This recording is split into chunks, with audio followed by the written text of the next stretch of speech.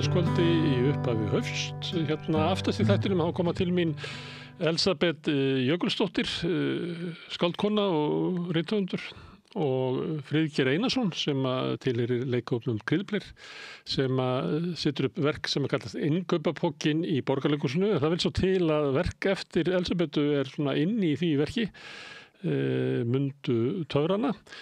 Ég ætla að ræða við þau þessa uppsetningu, Kryddblei og feril Elsabetar, skáldkonu, hvernig svona ýmsar tákmyndir sem hafa farið í gegnum verk hennar sem oft fjalla svona lífsbaráttu hennar og leita að því að halda sönsum og finna sansa.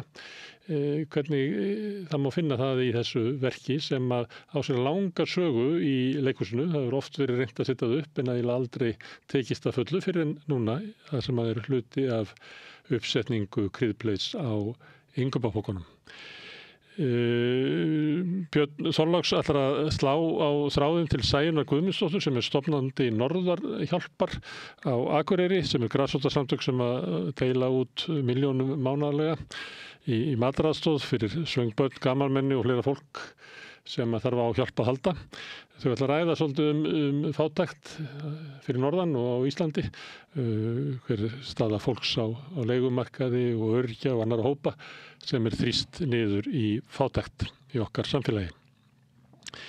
Það koma til mín hérna stjórnarmenn í félagi sem heitir Hearing Voices Iceland. Það Sigrún Huld Sigrúnar sem formaður og Greta Björnsson sem varaformaður. Sigrún Huld, hún það sem þau kalla raddheyrari, hún heyrir raddir sem við heyrum ekki. Gretar félagsfræðingur og hefur rannsakað þetta. Ég ætla að ræða við þau hérna fólk sem heyrir raddir eða sér sýnir sem aðrir sjá ekki. Ótta fólks við að tala þetta, hvort þetta sé kannski eðlilegri hluti af mannlegu lífi heldur við látum í veri vaka. Því oft það þannig að ef fólk segir þeirra raddir að þá fer bara í gang eitthvað batteri sem vil þakka niður í þeim í kvelli. Það eins og þessi ekki hægt að lifa með þeim með þessu sjúkdómseinkenni. Við ætlum að ræða við þau tvö þetta áhugaverða mál. Ragnheiður Davíðsdóttir hefur tekið hérna viðtöl á fimmtudagskvöldum, hefur góð viðbót við rauðaborðið. Í kvöld ætlar hún að tala við Þóru Björgu Sirjardóttur sem námskona og Ingólf Snæ Víðisson sem stuðningsfulltrúi og starfsmaður Afstöðu. Hún ætlar að ræða við þau fangelsismál á Íslandi, stöðu fanga inn í fangelsunum og kannski líka hvernig staða þeirra þegar þau koma síðan út. Ég ætla að slá á þráðinn til góðkunningja Rauðaborðsins. Einar Már Jónsson prófessor emeritus við Sorbonne háskóla í París. Ég hef stundu í gegnum tíðina rætt við hann stjórnmálaástandið í París sem eiginlega sjaldan gott. Nú mikil upplausn þar, það eiginlega stjórnarkreppa. Ríkisstjórn hraktist frá völdum, það komið reyndar forsætisráðherra sem í erfiðleikum með að raða saman einhverju stjórn vegna þess að það mjög erfitt að finna einhvers meirihluta í franska þinginu. Það margklofið, þríklofið og svo kannski hver hópur líka klofin og svo mótmælagötunum sem njóta víðtæks stuðnings. Það mikil vantraust í Frakklandi gagnvart stjórnmálunum. En áður en að því kemur að þá ætlar Björn Þorláks að fá hingað til þess að ræða fjárhagsstöðu ungs fólks sem allar rannsóknir ekki bara á Íslandi heldur út í öllum okkar heimshluta sýnir það að fjárhagsstaða ungs fólks í samanburði við aðra hópa hefur versnað á undanförnum árum og áratugum. Og Sigrún Brynjarsdóttir sem hagfræðingur hjá BHM ætlar að koma hingað og ræða við Björn Þorláks þetta samfélagslega mein að það ungt fólk sem kannski með mestu framfærslubyrðina, með börn á framfæri og kannski jaðri í húsnæðismarkaðurinn, skuldar mikið, kannski komið út úr námi og skuldar ennþá meira út af því, á jaðri vinnumarkaðurins, oft í einhverju harkvinnu eða ekki komið með þau laun sem kannski fólk á efri árum komið með. Að þetta fólk sem í miklu basli og þau ætla að ræða þetta. Björn og hún Sigrún Brynjarsdóttir sem hagfræðingur. En þetta prógrami sem við bjóðum upp á í kvöld. Ég hvet ykkur til þess að staldra við og hlusta. Allt þetta áhugaverð umræða. Minni á að það sem drífur samstöðun áfram sá hluti áhorfenda og áheyrenda sem hafa gerst áskrifendur, stuðningsfulltrúar okkar hérna á samstöðunni og hjálpa okkur við að halda úti í samstöðunni og vonandi byggja hann upp í framtíðinni. Ef að þú vilt slást í þann hóp til þess að samstöðun sé mikilvægt fyrirbrigði í samfélaginu, þá hvet ég þig til þess að gerast áskrifandi. Þú ferð þá inn á samstöðun.is, það hnappur sem ástendur áskrift, þar getur skráð þig, framhaldið ætti að vera nokkuð ljóst, það kostar 2750 sem grunn áskriftin á mánuði að vera áskrifandi að samstöðunni og haldinni gangandi. En ég vil að skjóta hérna inn örstuttum auglýsingum og svo kemur hann Björn Þorláks og fer að ræða fjárhagsstöðu ungs fólks. Ódýr og öflugur miðill 40.000 manns sjá eða heyra þætti samstöðvarinnar í hverri viku. Ef þú vilt auglýsa, sendu póst á samstöðin@samstöðin.is. Kennarar eru þrefalt líklegri en ófaglærðir til að halda áfram í kennslu. Börnin okkar eiga skilið fagmennsku og stöðuleika. Fjárfestum í kennurum. Kennarasamband Íslands. Húnavellir gistihús. Gisting og tjaldstæði á góðu verði. Morgunmatur og kvöldmatur, sundlaug, heitur pottur og íþróttasalur. Tjaldstæðagestir hafa aðgangað öllu sem tilheyrir gistihúsi. Ef þú átt ekki tjald eða svefnpoka þá höfum við það á staðnum. Upplýsingar í símum 848 7012 og 861 2319. Tölvupóstur hunavellir@hunavellir.is. Veist þú hvað þú ætlar að kjósa í vor? Veistu hvað fólk ætlar að kjósa í vor? Stöndum saman. Stöndum með mannréttindum. Taktu þátt og skrifaðu undir á félagshyggja.com. Hjálpið okkur að byggja upp dreifikerfi samstöðvarinnar með því að læka síður samstöðvarinnar á YouTube og Facebook.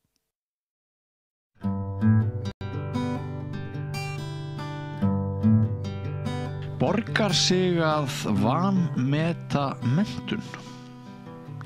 Þetta var yfirskrift málþings sem BHM hélt í vikunni og fjallaði nýja skýrslu Hagfræðistofnunar Háskóla Íslands virði háskólamenntunar. Nú hingaði komin Sigrún Brynjarsdóttir, hagfræðingur BHM. Vertu velkomin. Já, takk fyrir. Við ætlum að ræða virði menntunar, fjármál og ekki síst unga fólki okkar, stöðu þess.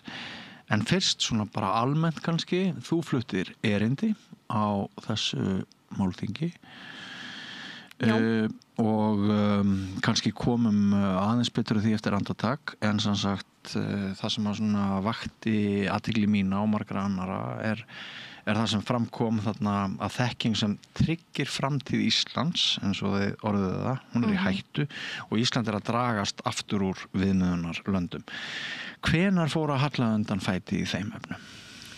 Þetta fór að halla fæti þarna eftir 2008. Það voru þessi tímamót þegar hrunið kom og þá stemdi í rauninni ávinningur og arðsemi háskólanáms í allt aðra átt.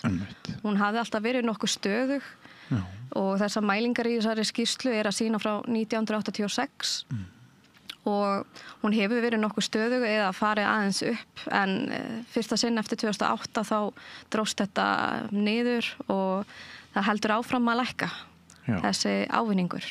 Já. Kom fram á þessu þingi hvað getur skýrt þetta? Að þarna verður einhver skurðpunktur og núna síðustu árin ekki síst þá hallar bara hratt undan fæti. Sko það ekkert eitthvað eitt sem að kannski útskýrir þessa þróun, en það getur verið margar skýringar. Hérna viljum við líka skoða þetta eftir niðurbrót eftir aldri, eftir kyni og við skoðum líka margar námsgreinar. Af því að það var bara mjög mismunandi eftir hvað námið þú valdir, hvað þú fékkst út úr því. Sko áður en lengra haldið er kannski rétt fyrir hlustundur og áhorfendur að við reynum að útskýra hvað við eigum við, að við erum kannski að bera saman einstakling sem að ákveður að fara ekki í háskólanám og bara klárar sína námsgöngu með stúdentsprófi. Og svo berum við hann saman við aðra einstaklinga sem að fara í háskólanám. Mennt máttur, svo við alltaf í gamla daga. Við töluðum forréttindin að fá að mennta okkur, tækifæri til mennta fyrir nokkrum áratugum. Ég upplifði það að það var alls ekki sjálfsagt að efnahagur eða félagsaðstæður fólks á mínum aldri leyfði það að fólk færi til æðri menntunar í háskólanum. En það voru ekki bara þessi, andlegu tækifæri, það að manns eigin heimur stækkar og allt það, heldur líka fjárhagslegur ávinningur af því að fara í háskólanum. Við erum í rauninni að tala að þarna hafi fjárhagslegi ávinningurinn sem á einhverju tímaskeiði var ekki talað 50-60% með að við. Já, við erum að skoða hérna 2 mælingar í rauninni. Já. Við tölum fyrst og fremst arðsemi og sú mæling aðeins flóknari en hinn mælingin sem kallast fjárhagslegur ávinningur. Okay.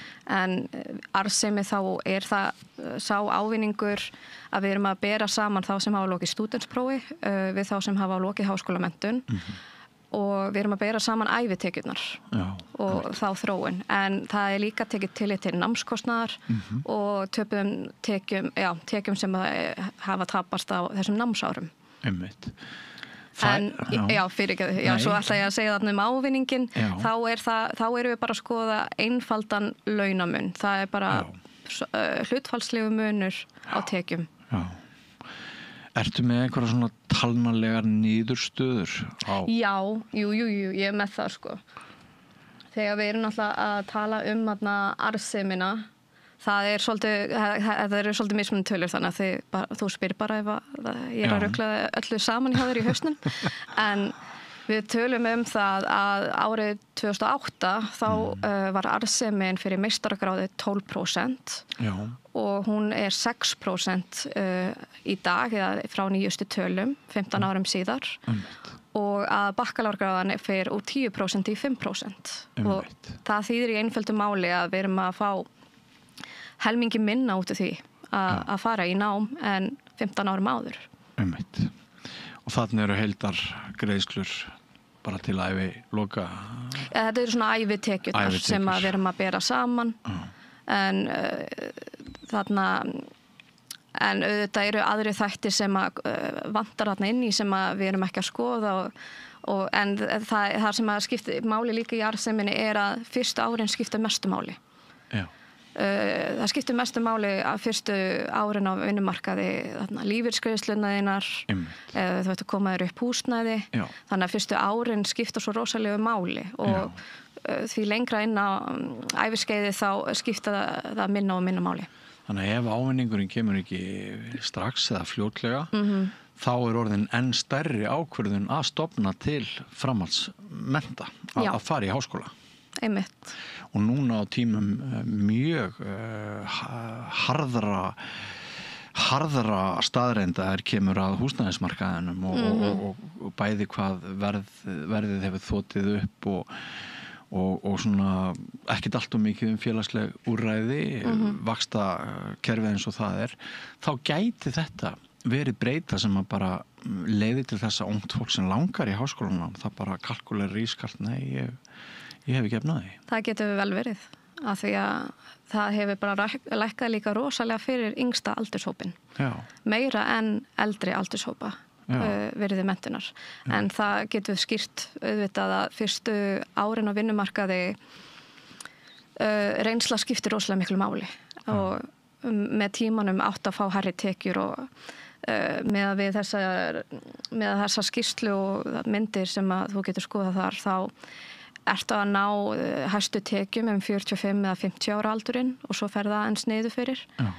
Svo það eðlilegt að þú byrjar ekki á hæstu laununum en þau eru minni í mun í dag en þau voru áður fyrr.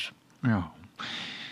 Og eðlilega eins og aðeins var komið inn á þarna á þessum málþingi þá spyr maður sig samfélagslega áhrif og samfélagslegan kostnað og hvað þetta þýðir fyrir samfélag þegar skilyrði verða þannig í þjóðfélagi að það jafnvel verður neikvæður hvati að mennta sig með háskólagráðum eins og nánast raunin með sumt listnám, það ekki?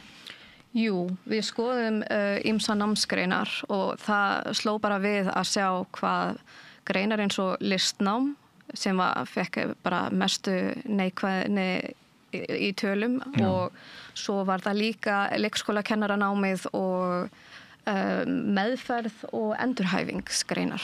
Já. En það var mest fyrir listnám sem kom fram í þegar þú skoða tekjumunin, þá tekjurnar undir þeim sem að klára grunnskólapróf eða stúdentspróf í samanburði. Það bara þannig. Já, en það verið þá að skoða þarna atvinnutekjur frá skattaskýrslum fyrir árið 2022 og það í rauninu bara að vera að skoða þá tekjur eftir skatt í samanburði. Mögulega einhver svartur peningur þarna. Það getur verið, en við viljum skoða þetta auðvitað nánar. Við viljum skoða þennan hóp nánar og sjá hvaða fólk þetta hvar það starfar, fyrir hvert það starfar og staðsetja þennan hóp betur til að sjá í rauninni hvað í gangi. Þannig að þetta kallar á frekari greiningar auðvitað. Nú veit ég ekki hvort þú hættir þér út í einhverjar spekulasjónir eða pælingar samfélagslega áhrif af þessu. En maður heyri líka stundum að það hafi bara ákveðin ofmenntun átt sér stað og við höfum öll hópast í sömu réttina eins og sauðir fyrir einhverjum áratugum þegar fór að opnast þessi möguleiki að flestir sem vildu gátu farið í háskóla og það hefur verið ofuráherslu á bóknám og við hefðum betur stýrt okkar kröftum meira í iðngreinar eða eitthvað svoleiðis. Er það mögulegt að það skýra einhverju leyti? Það auðvitað margt sem getur skýrt þetta, ekkert eitthvað eitt. En auðvitað hugsa ég 2008 þá mistu margir störfin og fóru aftur í nám þegar það var ekki eitthvað annað að finna. Akkurat. Margir fóru auðvitað í náma þegar voru svo mörg tækifæri upp úr 2000-2008, störf í bönkunum og annað. Þetta fer líka svolítið eftir hvað atvinnustefnu við viljum sjá á Íslandi. Því að atvinnustefnan tók líka bara allt aðrar áherslur eftir 2008, ferðamannaiðnaðurinn fórum bara mikil umsvif og sem frábært líka en við viljum auðvitað byggja upp fleiri háframlinir störf og líka hafa samfélag sem virkar að við höfum bara fjölbreytni og að fólk sækir sér auðvitað nám og geti haft gott af því sko. Nú í tengslu við þessa pælingar má líka spyrja skekki samanburðurinn á milli meira menntaðra og minna menntaðra að nokkru leyti vegna þess að það hefur verið rætt með rétt eða röngu að verkalýðsfélögin hafi náð mjög miklum ávinningi og lægstu laun kannski ófaglærðara Já, þessar krónutöluhækkanir. Já, getur verið að það hafi meira að segja í þessu heldur en maður áttar sig á kannski Vissulega við bara lifum í landi sem mikill jöfnur og það auðvitað frábært. Arðsemin auðvitað tekur tillit til þess í rauninni. Þetta tengist auðvitað þar sem að arðsemin aðeins lægri á Norðurlöndunum en annars staðar og það má vissulega tengja við jöfnuð. En það sem að ég hef samt út úr þessu þegar ég var að skoða líka bara OECD-tölunar, meðaltölun þar tvöfalt hærri en á Íslandi. Það sláandi. Það mjög sláandi, þannig að þú fær tvöfalt meira út úr náminu þínu að meðaltali í OECD-ríkjunum. En það sem ég hef svona velt fyrir mér varðandi þennan jöfnuð að launaspönnin mjög lítil á Norðurlöndunum en hún minnst á Íslandi.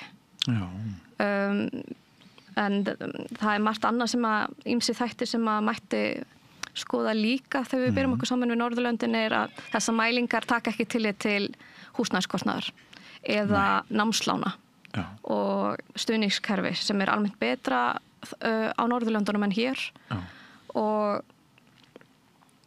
það þýðir að við erum ekki að skoða heildarmyndina það sem að þessi atriði vanta og þau eru bara almennt betri á Norðurlöndunum, þessi stuðningur, þetta stuðningskerfi. Já.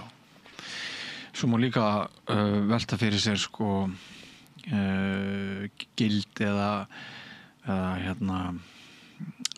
já, hvernig ég orða það, hver góð menntunin ef við lifum tíma þar sem að æ fleiri stúdentar veigra sér við því að taka námslán af því að þau eru orðin ansi íþyngjandi fyrir þá sem taka þau.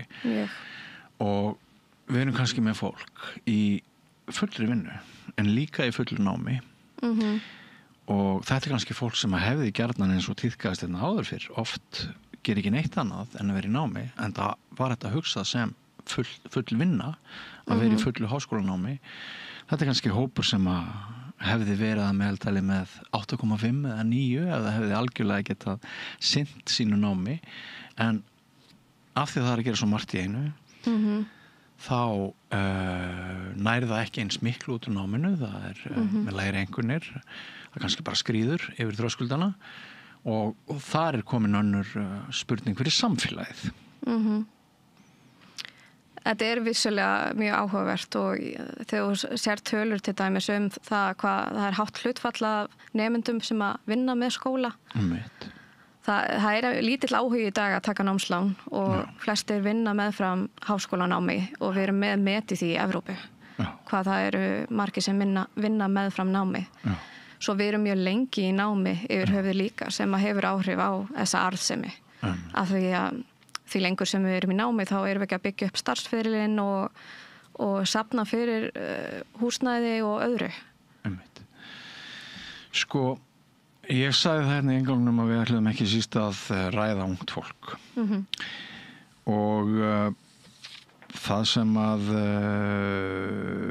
ég hef rekið mig á í ykkar gögnum til dæmis að hlutfall ungs fólks með háskólamenntun er núna undir meðaltali OECD og undir markmiðum Evrópusambandsins. Já, sem sagt aðsókn í nám er undir markmiðum Evrópusambandsins hjá ungu fólki. Já, ég meinti það. Já, einmitt. Akkurat. Það er hvað viltu segja það? Ég hef oft lesið fréttir að það er ómikið af háskólamenntuðu fólki á Íslandi en svo er svo staðreind að við erum ekkert svo ofarlega í samanburði við önnur lönd. Það eru margar þjóðir með að meðaltali 65-70% og við erum með það bil 43% sem er að mennta sig á þessum aldurshópi 25-34 ára. Svo þegar ég hugsa er þjóðin að ofmennta sig aðra þjóðir virðast geta lifað á því að stórt hlutfall að þjóðinni er menntuð. Og þá hef ég velt fyrir mér frekar að hvaða atvinnustefna ætti þá að vera á Íslandi eða erum við að stýra rétt í nám. Til dæmis er stýring í nám í Danmörku. Kannski ættum við að taka það meira til okkar. Já, en það sem að ég hef líka séð varðandi aðsókn í nám hérna á Íslandi er að strákar fara mjög mikið minna í nám. Konur eru tvöfalt fleiri sem að sækja sér nám. En það þurfa konur eiginlega að fara í nám til að hafa sambærilega tekjur við kalla. En annars staðar er meðaltali 32% í OECD-löndunum fleiri konur. En við erum tvöfalt fleiri. Við erum með tvöfalt fleiri. Já. Einmitt. Minnsti munurinn finnst í Bretlandi og þar er 9% fleiri konur. Það er mjög jöfn staða þar. Já. Eitt sem manni kemur í hug, sko, það er hérna, við erum náttúrulega með svolítið náttúru auðlindadrifið hagkerfi og áherslur í samfélaginu.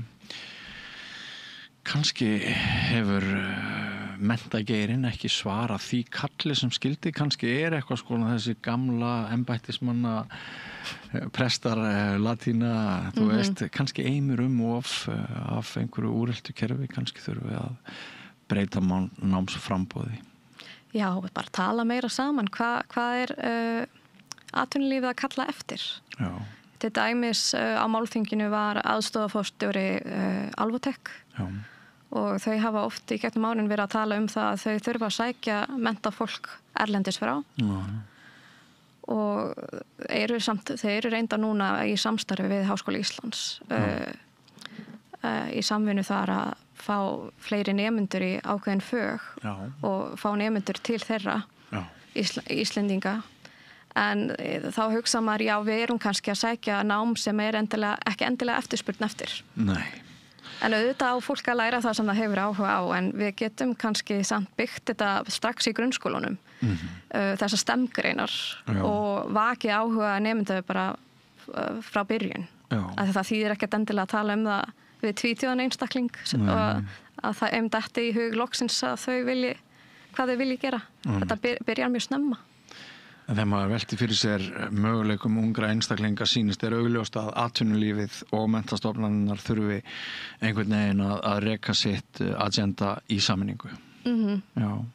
Það þarf að vera einhver balans, það þarf að vera einhver ráðgjöf og vilji til þess að það stundum var talað fílabeinsturn að menn væri bara í sínum mennta fílabeinsturni og við letum sig ekki varða hvað gerðist í atvinnulífinni kringu það en það er breyttið tímar í dag.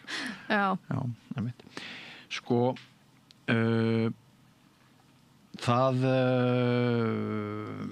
unga fólkið sem sagt býr við það, ungt fólk sem fer í háskólanám, það býr við minnstu arðsemi. Já. Sem hefur bara verið síðustu áratugi marga og á sama tíma þá er bara ókleifur veggur fyrir margt ungt fólk að kaupa húsnæði. Já. Þetta eru tvær ansi skuggalega staðreyndir sem varða ungt fólk. Er það ekki? Er þetta ekki alvarlegt? Þetta er mjög skuggalega staða. Já. Mér fannst bara mjög sláandi að lesa ég til dæmis bara í þessari skýrslu að þú sérð árið 2008 að ávinningur fyrir þennan aldurshóp 25-34 ára var 48%, en hann er 21% í dag. Þannig að það er 60% samdráttur þarna á milli. Og ég þarna á aðeins 15 árum. Þannig ég hugsa að þetta hugreistir ekki fólki eða lætu ekki fólk vilja að koma frekar í háskólana. En eldri aldurshóparnir hafa ekki lækkað svona mikið.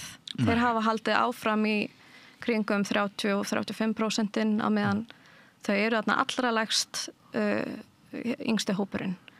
Og ég langar líka bara að nefna til viðbótar að allar þessar mælingar sem ég hef verið að nefna hérna fyrir 2022 og þessar nýjustu tölur, þar eru það lægstu á þessum tímabili, á þessum 4 áratugum, þá hefur það aldrei verið lægra. Einmitt. Er hætta á atgerfisflótta, brain drain, getur Ísland mist margt gott ungt fólk eins og nú árar hér hjá okkur?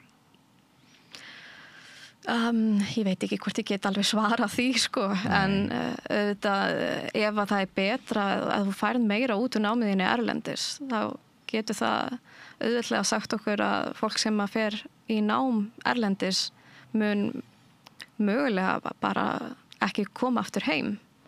Og þá hugsa ég til dæmis læknana sem að ákveða að koma ekki heim og annað fólk sem að ákveða að fara í framhaldsnám erlendis. Já. Heimurinn allur er undir í huga ungs fólks náttúrulega sem mögulegur búsettustaður. Fólki vil koma sér í húsnæðis, örgu húsnæði, kaupa fasteign. Það er mjög hátt vaxtaþeg á Íslandi í samanburði. Og náttúrulega þetta skiptir máli þessi fyrstu árin varðandi lífeyrisréttindi. Svo við vitum ekki, þetta er hættuleg staða fyrir ungt fólk og bara fyrir framtíð ungs fólks í dag. Mín kynslóð ólst upp við það að framfarir væru bara línulegar og það er alltaf, fólk hefði alltaf betra og betra. Já. Það er ekki lengur þannig. Nei, ég tel það ekki vera. Ég hugsa að launin og þróun launa hérna á Íslandi er ekki í takti til dæmis við bara húsnæðiskostnaðinn, sérstaklega í þessu vaxtastigi. Og það bara gerir það erfiðara og erfiðara fyrir unga fólkið. Katrín Jakobsdóttir var fundarstjóri. Hún var með góða punta þarna með samfélagsáhrif og hérna sagðist nú ekki sagði að það væri ekki endilega ljóst að hún tryði á markaðslausnir einar til þess að bæta þennan vanda. Hvað gerist núna? núna hafið þið lagt fram þessi gögn, það búið að gera skýrslu til að fá einhverja fjölmiðla athygli samanber þetta viðtal sem ég að taka við þið hér og hvað gerir þið núna með þessa niðurstöður, hvert framhaldið? Í framhaldinu þá ætlum við að bara skoða þessi gögn betur og þessa athyglisverðu niðurstöður. Við ætlum að leggja meira áherslu á þær, bæði kynjamunin, unga fólkið og þannig samanburð, alþjóðlega samanburð. Við viljum vinna með atvinnulífinu, við viljum vinna með stjórnvöldum og öðrum samtökum launafólks. Og við fylgjumst vel með hvað stjórnvöld að fara að gera, til dæmis með þessa atvinnustefnu. Ég hef mikið áhuga á því hvað kemur frá þessu atvinnustefnuráði og sjá hvað á næstunni og vonandi að þau lagi þennan húsnæðismarkað. Já, einmitt. Mér finnst leiðilegt að það hefur ekki verið tekið nóg mikið fyrir í fjárlögunum að laga þetta vaxtastig og húsnæðismarkaðinn. Þar eru við sammála og við erum væntanlega líka sammála það að bara í verðleika samfélagi til þess að fá gott fólk í ábyrgðar mikla stöður og við mönnum alla pósta þá skiptir miklu máli að það sé einhver hvati fyrir fólk að mennta sig. Þannig að það er verk að vinna. Það er verk að vinna. Þurfum að reyna að spyrna í fótum snúa við, má ekki kalla þetta einhvers konar öfugþróun? Jú, mögulega. Þú lætur öðrum það eftir. Já. En Sigrún Brynjarsdóttir, hagfræðingur BHM, ég þakkaði fyrir það að koma hér að rauðaborðinu og ræðum þessa skýrslu og bara aftur að nefna það erindið þitt var skýrt og greinagott og það var eins og hverjum tilvíðun að ég sá það og þess vegna ákvað ég að kalla þið hér. Já, takk fyrir. Það er hægt að fara á bhm.is og sjá það ennþá. Allt hingið. Já. Þannig að við mælum með því að fólk leiti sér aukinar þekkingar og menntunar þar. Ánum þess að það kosti það neitt. Nei. Ljómandi, takk fyrir komuna. Takk fyrir. Og ekki fara langt, kæru hlustendur og áhorfendur, við höldum áfram með rauðaborðið eftir andartak. Þú ert að hlusta á Samstöðina. Róttækt sjónarhorn á atburði dagsins. Gerist áskrifundur á Samstöðinni og taki þátt í að byggja upp öfluga og róttæka samfélagsumræðu.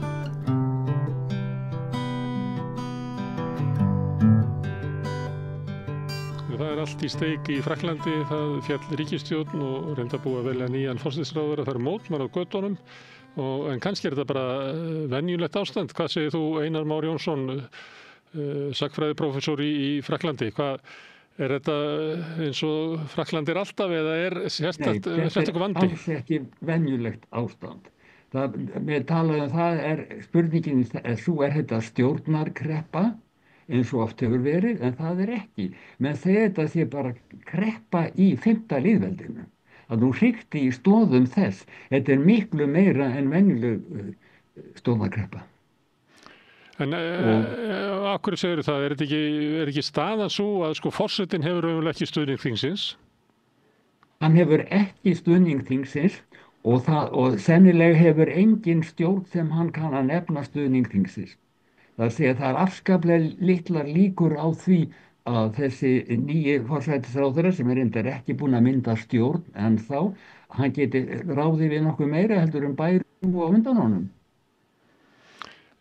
En af hverju er þetta sérstakt núna? Þetta hefur gerst áður, eða ekki?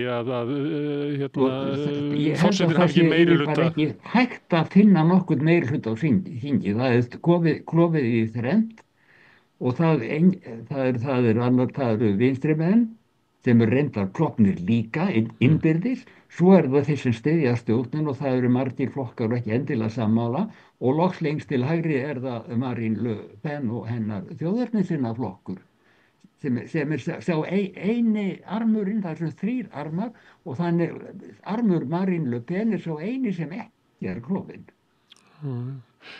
Og sem sagt til þess að mynda stöðuga stjórn þá þarf forsætisráðherrann hafa stuðning 2 arma, hann þarf að hafa stuðning, það er ekki nóg hann hafi stuðning þeirra sem að styðja Macron forseta, hann verður að hafa út fyrir hann, eða minnstakosti hlutleysi þeirra. Og það sem hefur varið stjórnina falli það að þeir forsætisráðherrarnir hafi haft hlutleysi annarra, sko, ekki aðeins stuðning sinna eigin stuðningsmanna heldur hlutleysi einhverja annarra. Og nú virðist bara það fráleit, það virðist ekki vera neitt grundvöllur fyrir því. Það þá að einn armurinn myndi verja stjórnina falli án þess að vera styðjana í einstökum málum. Já, það er vel hugsalegt, sko. Hefur verið hugsað og þannig hefur þetta þraukar þetta alltaf smá tíma en það eru margar stjórnir búin að standa og falla, fleiri en ég fæ talið og þetta stendur nokkra mánuði og svo fellur stjórnin. En í mörgum löndum þá myndum menn segja í svona ástandi, þannig er þetta bara þannig að nú boðum við til kosninga. Er það ólíklegt að það gerist í Frakklandi? Já, það er búið að tala það, en það er eiginlega tveir möguleikar sem við talaðum, annarkvort að rjúfa þing og efna til kosninga eða fá að Macron segja af sér. En þessir kostir eru báður útilokaðir. Menn segja það nú, álíta það núna að nýjar kosningar myndi ekki bæta úr neinu. Það myndi bara koma í samskonar þing og jafnvel enn verra fyrir forsetan en núna er. En þá er þriðji valkosturinn, Einar, þá er þriðji valkosturinn að þetta verið óbreytt. En það væri þá í nokkur ár sem að Frakkland væri í reynd stjórnlaust. Það allavega 1,5 ár fram að næstu forsetakosningunum. En þá yrði 1,5 ár bara án nokkurar raunhæfrar stjórnar. Og hefur það áður verið í Frakklandi? Nei, það hefur ekki verið svona, sko. Það hefur alltaf stjórnarskrá 5. lýðveldisins hefur alltaf geta kom því til leiðar að Frakkland að sé að stjórna því. Þetta er sko raunveruleg kreppa lýðveldisins og stjórnarskrárinnar. Og eru þá menn að tala um það að það þurfa að breyta einhverjum grundvallaratriðum í stjórnskipuninni til þess að lenda ekki í þessari stöðu? Nei, en það er bara, kjarni málsins sá að það er gífurleg óánægja meðal almennings. Gífurleg óánægja. Það eru yfirgnefandi meirihluti á móti bæði stjórn og forseta og svo eru margir sem bara komnir á móti stjórnmálamennum og segja að stjórnmálamenn eru ófærir að bjarga einu en einu. Sko, það maður heyrir það, núna voru mótmæli í gær og þau voru, það var að tala um það að stöðva allt. Og það er víst að það voru óskaplega mikil mótmæli víða land. Náttúrulega reyndu hægri menn að líta sem sá þetta var allt saman vinstri öfgamenn en eftir frásögn í blöðum og því sem ég heyri í útvarpinu er það alls ekki. Þetta er bara yfir höfuð mjög almenn óánægja með stjórnmálfarið. Og það er náttúrulega full ástæða til þess vegna þess að það er ófremdar ástand í landinu. Það er að segja að það eru kjör almennings eru sífellt að versna meðan kjör auðkýfinga batna og svo er núna verið að tala um það óskaplegu skuld sem þurfi endilega að leysa það sé stærsta vandamáli. En eina lausni sem við finna á skuldinni er svo að ganga enn harðar að almenningi. Og það má stýra það vel, svo sem. En í mótmælinn í gær, er hægt að lesa út úr því hverjar eru kröfurnar? Eru kröfurnar það að landrið sem stjórna í takt við vilja almennings? Í stuttu máli er það sem menn sögðu, þetta er ófremdar ástand þegar við búum við þau stöðu að hinir ríku verða stöðugt ríkari, hinir fátæku verða stöðugt fátækari og það er skuldin sem að vofir yfir Frakklandi og eina lausnin sem stjórnmálamenn hafa þarf að ganga ennþá harðar að þeim sem eru neðar í þjóðfélaginu. En það var góð þátttaka í mótmælunum? Já, það var það. Og það voru vísu kom eitthvað til í smávegis til óerða, miðbænum, en ég fór þarna á eitt stórt torg, plasti fett, sem var alveg troðfullt af mönnum og það var allt ró og spekt. En þessar kröfur sem þú ert að lýsa, þetta hljómar svona frekar til vinstri? Já, það náttúrulega, sko, það verður að taka tillit til þess að það eru afskaplega margir sem eru bara yfir höfuð og mátir stjórnmálamönnum hvað sem þeir eru og segja að þeir bjargi aldrei neinu. En sem sé að við getum gengið út frá þessari skuld sem er að tala um. Hvað það eru 1000 milljarðar, kannski 4000 milljarðar. Og Bærú, það var hann vildi koma á fjárlögum og það þurfti eiginlega að bjarga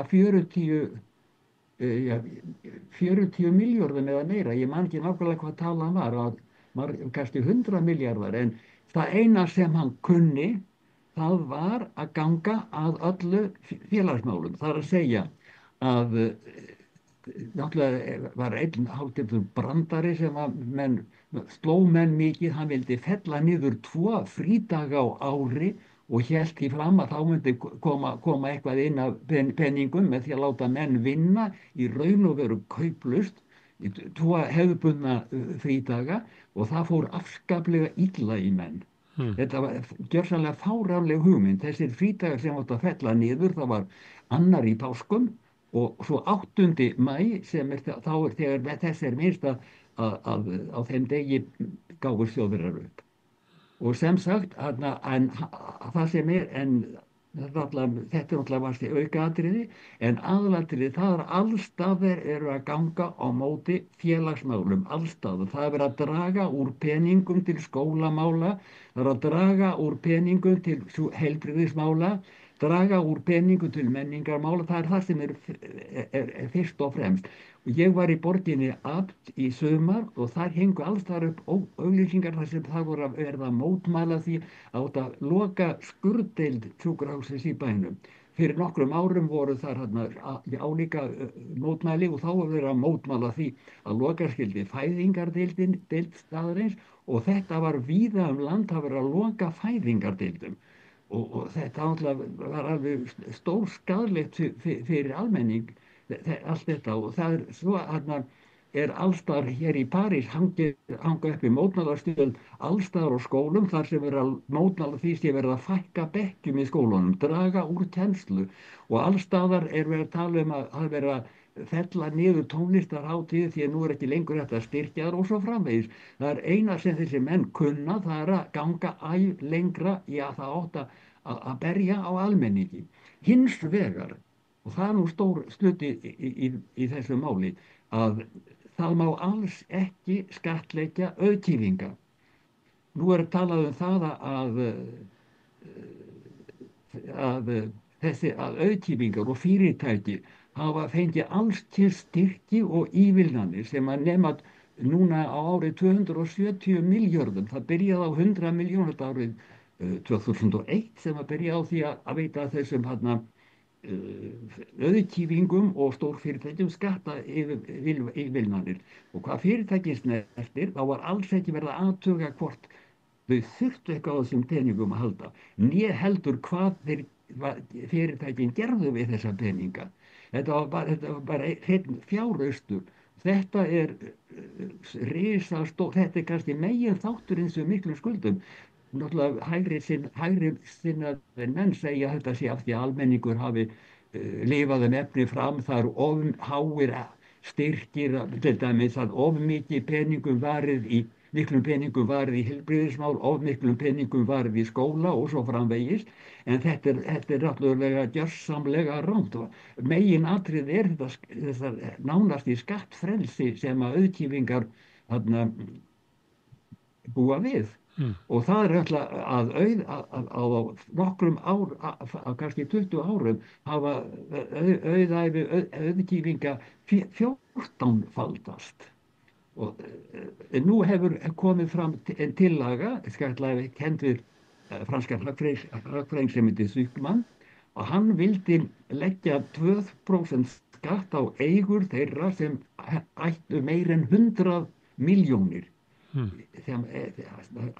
það myndi koma talsvert mikið inn fyrir það og þetta er náttúrulega ekki neitt óskaplega stór skattur og með þessu móti mætti minnka skuldirnar, láta það til að greiða skuldirnar, en hægri menn hafa alveg hatast við þetta sko þessi tillaga þennan skatt sem við erum kendu við þennan sjúkmann, hún var lögð fram á þingi og sem sagt samþykkt í neðri deildinni og það bendir til þess að ekki aðeins vinstri menn hafi greitt atkvæði með þessu heldur líka Marine Le Pen, en það var fellt í efri deildinni, öldungadeildinni. Og sem sagt að allir hagfræðingar mótmála þessu. Og þetta sem sagt bara með þetta heyra menn að það ekki hægt að lífa í þjóðfélagi þar sem þinni fátæku verða alltaf fátækari og ríku alltaf ríkari og alltaf meiri forréttindi handa þeim og ívilnanir og fjáraustur. En þessi fjáraustur í handa auðkýfingum og stórfyrirtækjum, það bein afleiðing af efnahagsstefnu Macrons. Hann aðhyllist efnahagsstefnu sem meinist að því að styrkja fyrirtæki og auðkýfinga og þá samkvæmt þessi kenningu mólana að borðinu þá eiga allir að verða ríkari. En það sem kemur ljós alveg þverr öfugt. En þegar fólk ríkur út á götu og krefst breytinga í samfélaginu og á móti þessi verið að mylja undir hinna ríku, en vill heldur ekki stjórnmálamenn, hver á að leiða breytingarnar? Það alls engi stjórnmálamenn sem geta það. Það myndi vinstri menn geta, en þeir eru náttúrulega floknir. Þannig þetta upphafið á þessu öllu var þessi fáránlega ákvörðun Macrons fyrir rúmu ári að rjúfa þing og efna til kosninga. Og þá unnu vinstri menn sigur raun og veru. Þeim tókst að sameinast, að hann sagt að Macron hafi haldið, þegar hann ákvað að rjúfa þing, að vinstri menn myndu aldrei geta sameinast, en þeim sameinuðust mjög fljótlega sameiginlega stefnuskrá.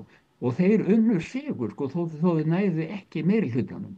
En sem sagt, svo náttúrulega fór það að þeir eru margklofnir núna, geta aldrei komið sér saman nei. Það eru margir flokkar og náttúrulega sá sem lengst til vinstri þessi flokkur Mélenchons, en engir aðrir vilja vinna með honum og útiloka hann alltaf. Og þá alltaf útilokað að vinstri menn geti náð nokkrum árangri.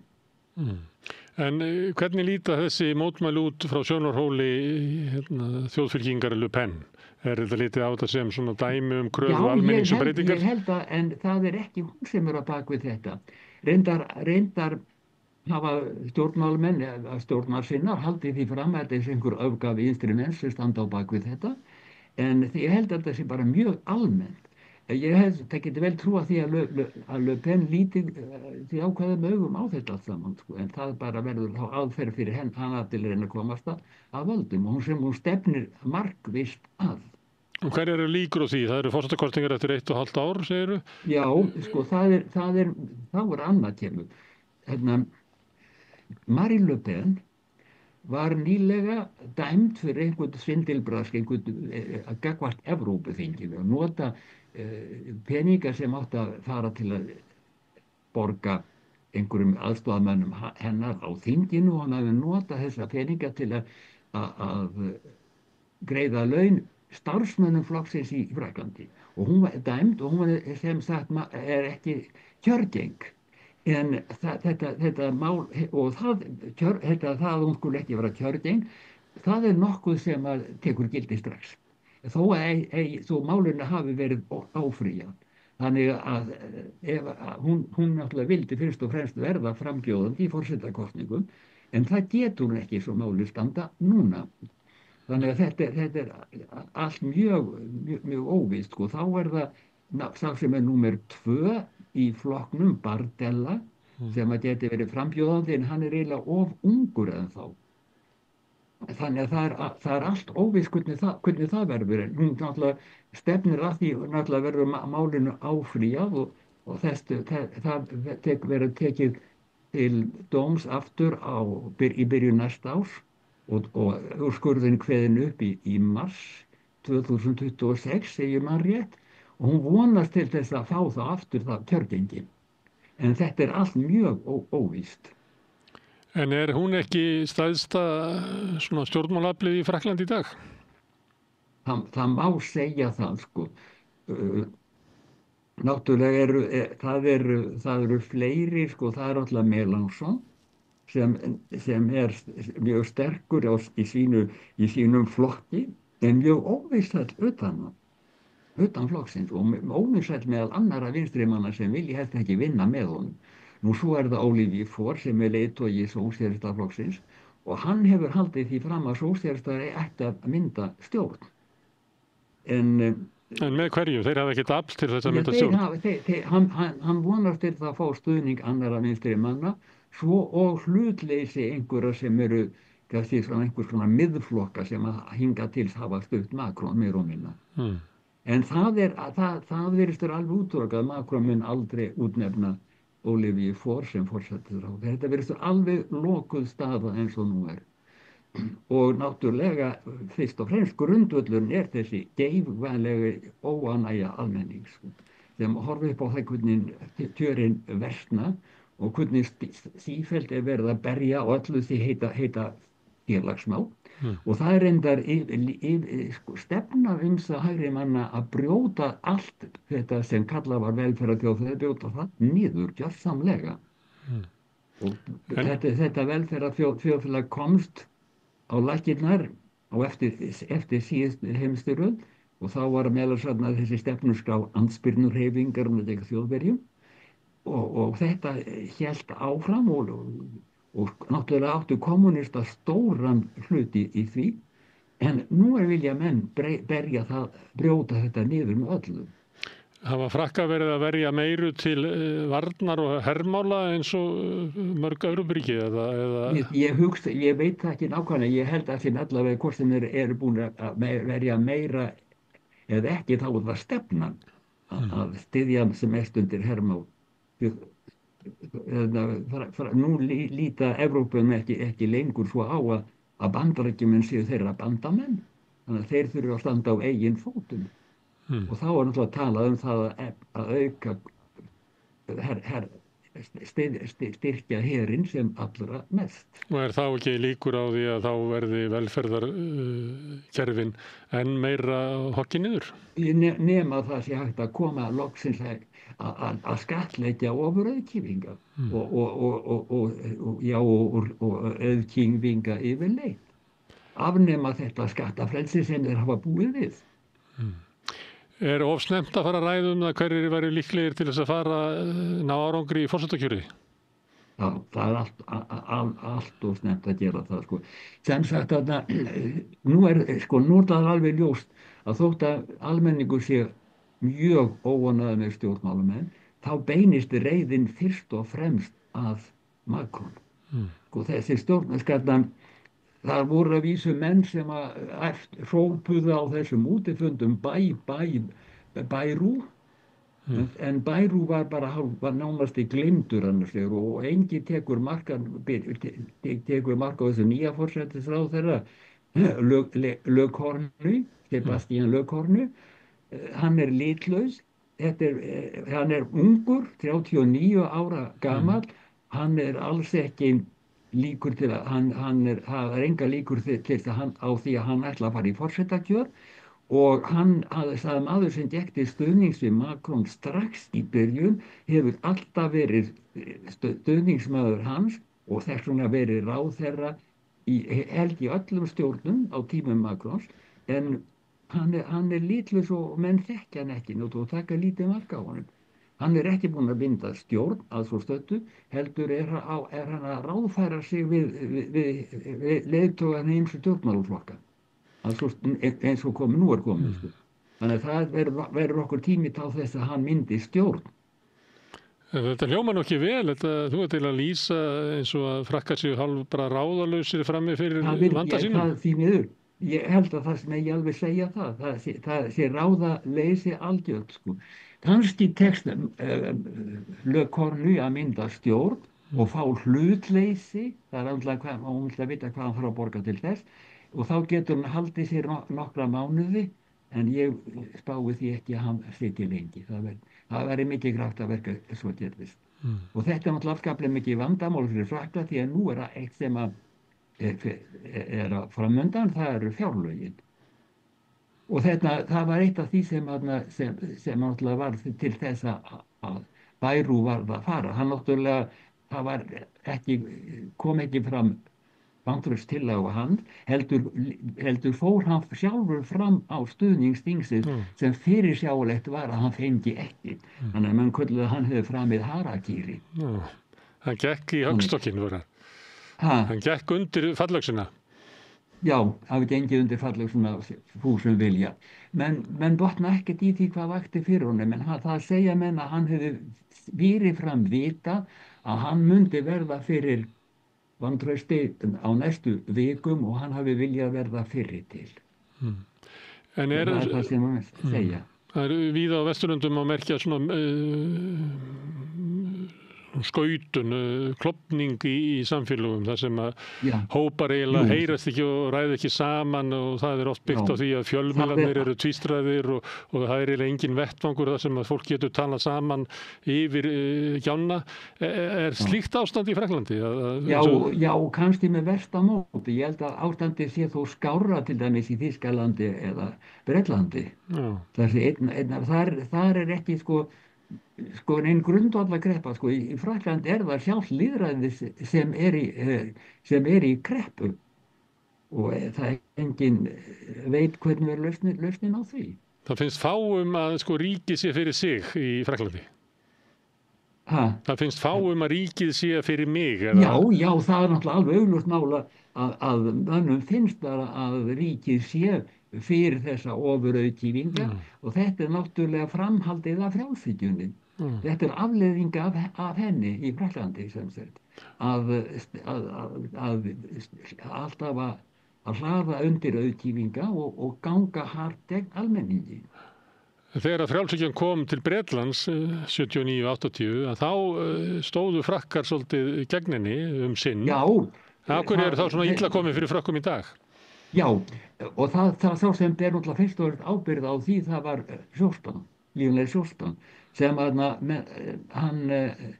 Chirac var hann forseti og hann gerði þetta skelfilegu glópsku eins og Macron núna að rjúfa þing og efna til nýrra kosninga í þeirri trú að hann myndi vinna stór sigur en hann stór tapaði. Þá var þarna sem sé Sjóstan forsætisráðherra og hann var náttúrulega með þá stefnu hverfa frá frjálshyggjunni en það gerði það þveröfugt eins og sósíalistar hafa stundum gert að frjálshyggjan var aldrei meir en undir hans stjórn. Þá var allt tekið við að einkavæða allt sem hægt var að einkavæða og margt fleira. Og það endaði svo bauð hann fram til forsetakosninga og fór alveg háðulega útreið. Þannig að hann datt bara út úr stjórnmálum og enginn vill rifja hann upp lengur. En sem sé að þá náttúrulega með hans, síðan hafa allar hver stjórn og hver forseti verið meiri frjálshyggjumæður og sá sem var næstur á undan. Og svo hafa þessi síðustu forsetar, Sarkozy og Hollande, voru nokkur konar sprelli kalla sem menn tóku ekki alvarlega. Sarkozy var hlægilegur enda gat hvorugur þeirra verið meir en eitt kjörtímabil. En það var Sarkozy var alveg eins og sprelli kall. Hollande var dauðýbli einhvers konar og vissulega hlægilegur á köflum eins og þessi fáránlegu kvennamál hans voru til vitnis en sem sé að maður hafði á tilfinningu með Hollande þegar hann var að tala, hann tryði því ekki sjálfur sem hann var að segja og það sama gegnir eiginlega Macron að mann finnst þetta að hann sé svo leikbrúða bara til einhverja röllu og hann trúði þess ekki sjálfur en náttúrulega hann hefur að greinlega mikla ákveðna stefnu, ákveðna efnahagsstefnu og árangurinn er þessi.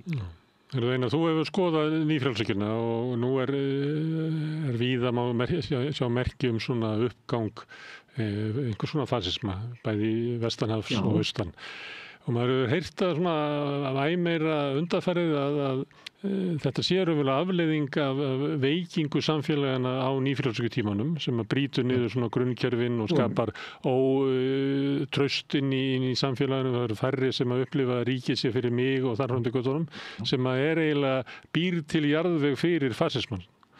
Hvað segir þú og um það þetta? hefur verið talað kreppu frjálshyggjunar. En það er náttúrulega alveg misskilningur að tala það. Frjálshyggjan var fyrst og fremst tæki hinna auðuga til að gera byltingu gegn hinnum fátækari. Ég segi náttúrulega almennt auðugu, þeir voru ekki allir kannski auðugir fyrirfram en þeir urðu það. Þetta var þeirra aðferð, það var frjálshyggjan og þeirra hugmyndafræði. En þeir voru ekki frjálshyggjumenn í sjálfu sér öðru leyti því að hún hendaði þeim á bilið. Þannig að ef frjálshyggjan hendar þeim ekki lengur, þá geta þeir kastað henni og farið inn á aðrar brautir. Og þessi stefna til hægri sem menn kenna stundum við fasista, hún bara framhald frjálshyggjunar með öðrum aðferðum. Og þetta enda má kenna hana við frjálshyggju því að þessir forsprakar frjálshyggjunar, Hayek lýstu því yfir að þeir var ekkert sérstaklega fyndir lýðræði. Ég held að Hayek hafi sagt að það mætti alls ekki leyfa það að almenningur kysi á móti frjálshyggjunni. Þannig að þetta er rökrétt framhald af frjálshyggjunni. Já, að vaxandi fasisminn sé bara áframhald af byltingu hinna ríku gegn hinum fátækari. Að sjálfsögðu er það sko. Og sem sé nú eru alltaf menn sem að vildu frekar halda í frjálshyggjuna og lýðræðið, en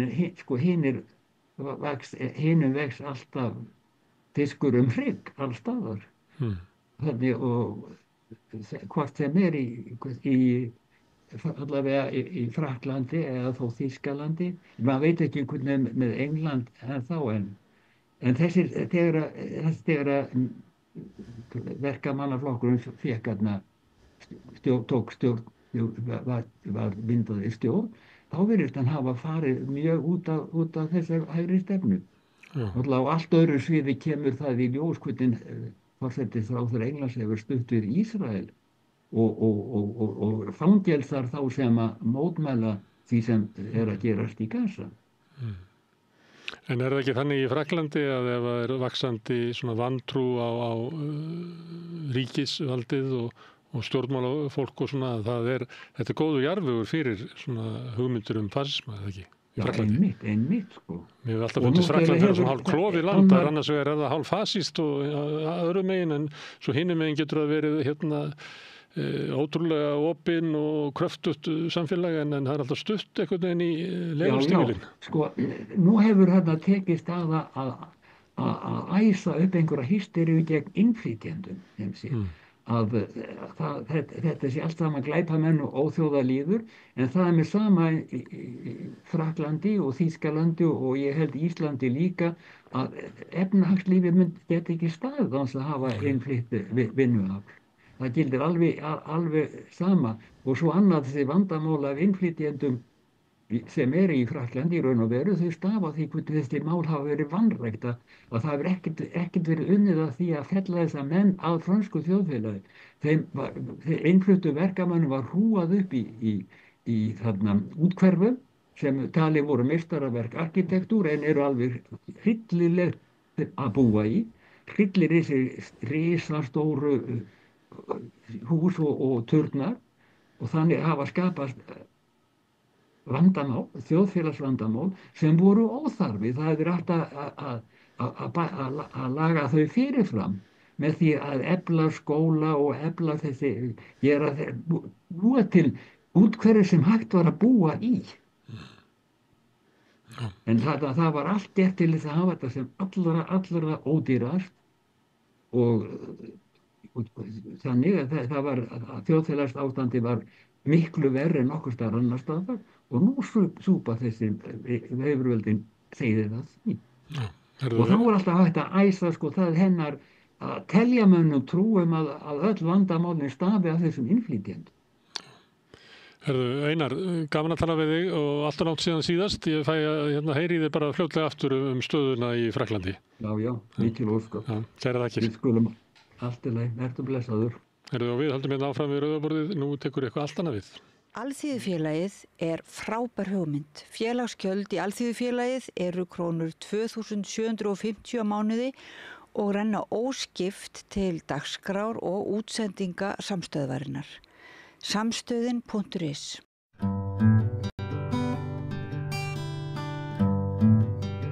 Góðan dag og velkomin að Rauða borðinu.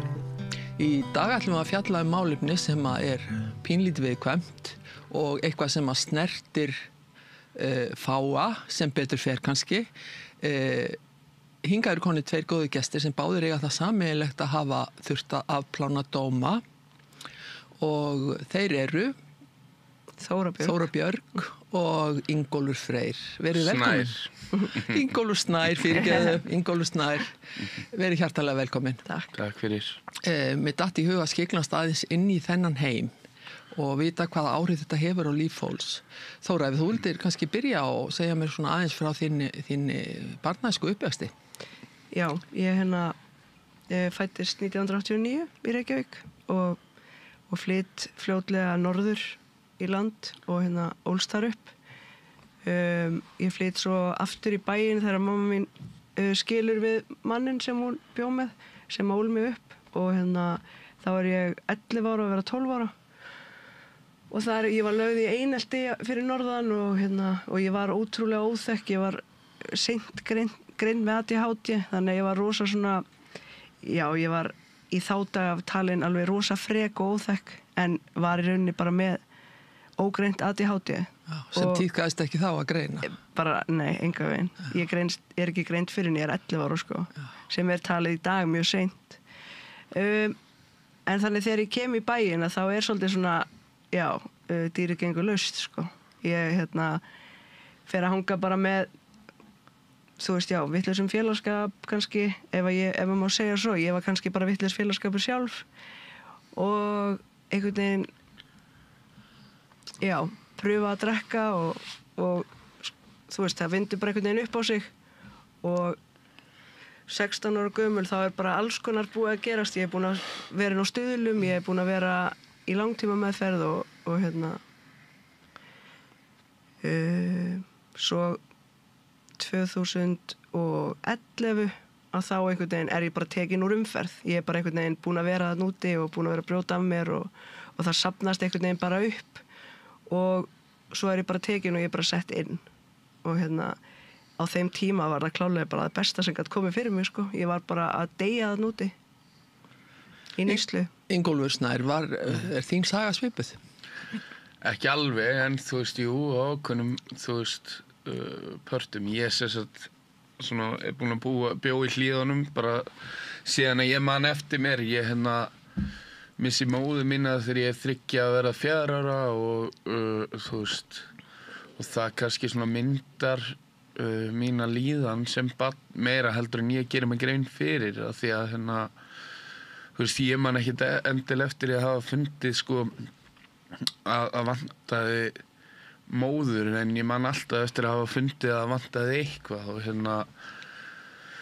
þú veist, þannig að ég svona, þú veist, funkar einmitt ekki vel í skóla, ég með ADHD líka og það sem að, þú veist, já, ég einhvern veginn finn mig ekki fyrir en að ég finn einmitt þennan hóp sem að fólk myndi kalla slæma félagsskap, sko, og þú veist, sem að voru í raun og veru bara þessi smá utangarspödd sem að ég fann mig með og þú veist, ég missi síðan pappa minn þegar ég 14 og verða 15, þannig að þú veist, við tekur svona svolítið hjá mér bara unglingaheimili. Ég búin að vera, þú veist, ég var 6 sinnum í langtíma meðferð, ég var 2 sinnum á meðferðardeild Stuðla, óteljandi sinnum á neyðavistun og svona og síðan komin inn í fangelsi bara rétt fyrir 18 ára aldur, sko. En hvernig afbrotum varstu í?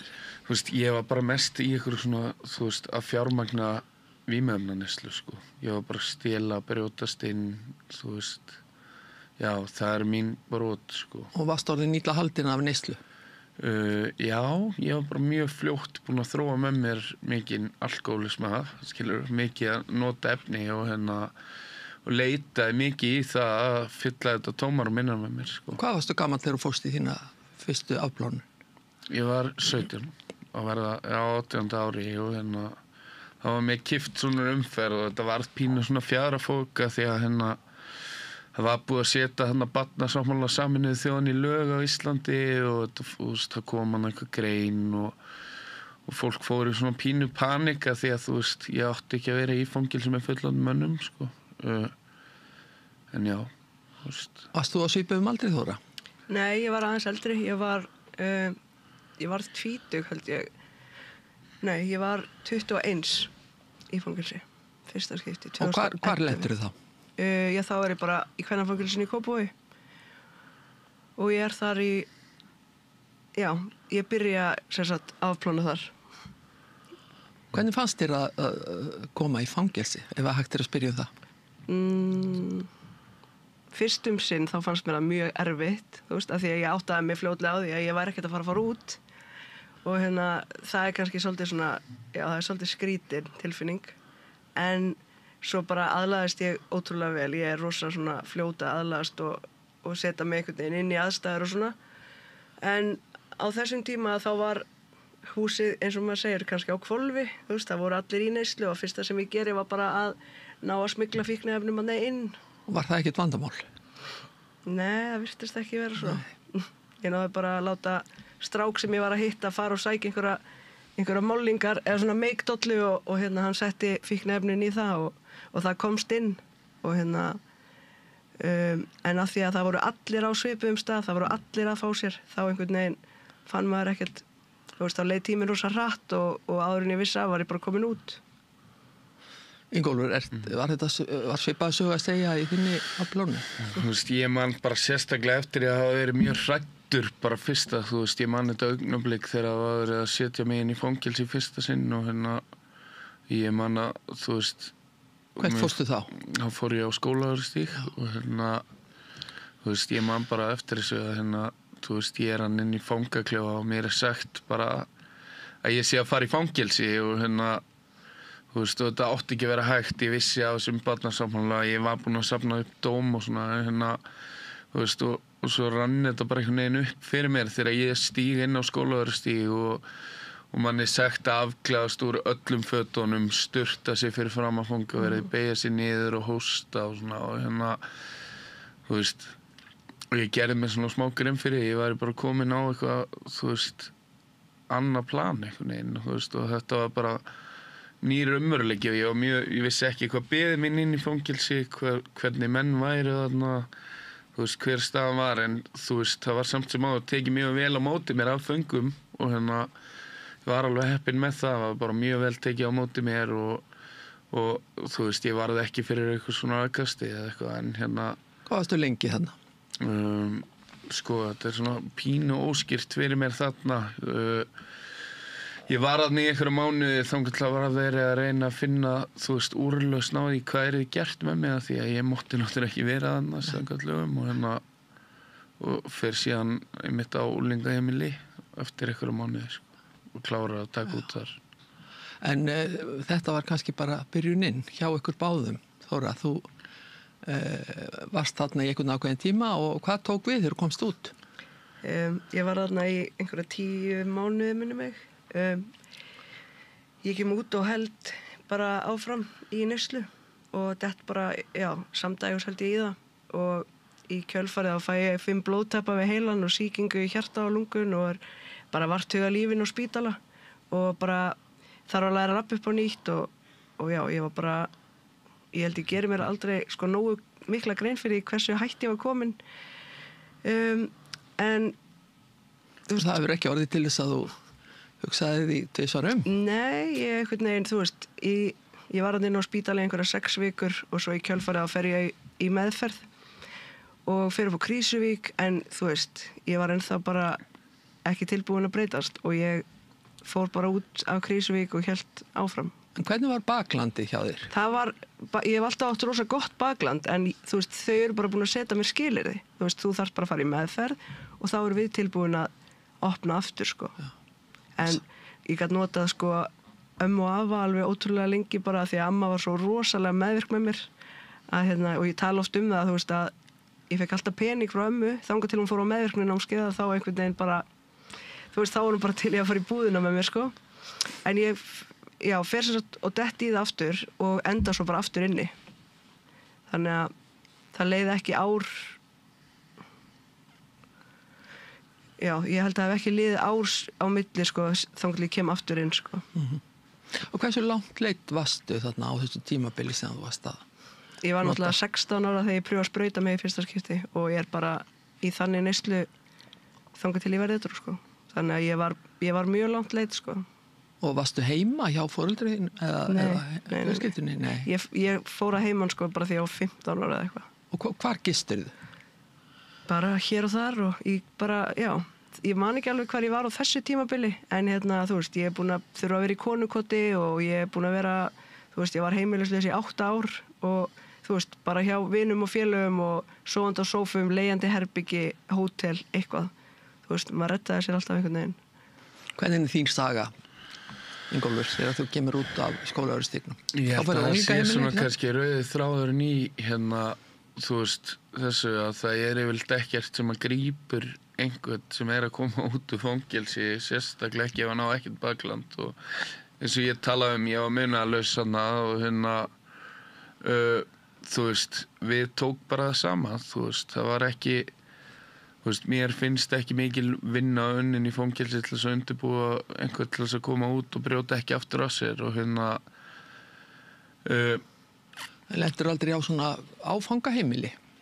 Þú veist, það var eftir aðra afplánuna mína þá sérstætt var ég svona að kalla eftir þessu ég fer að inn á vernd og er að reyna að fá alla til þess að grípa mig, sko, þegar vernd klárast en allt kom fyrir ekki og ég enda fyrst heima hjá bara, þú veist, gamla félagskapnum en náði síðan að, þú veist, koma mér inn á áfangaheimili bara sjálfdáðum og og náði þá einhverjum mánuði með drú og en þú veist, það er einhvern veginn, já, mér er svolítið vanta þessa tengingu við fólk sem að, þú veist, villist að leið og brýtur á sér við eðlilegt líf, sko, og þannig að, þú veist, já, mér finnst... Áttið þú engan edrútíma, Þóra, að viti?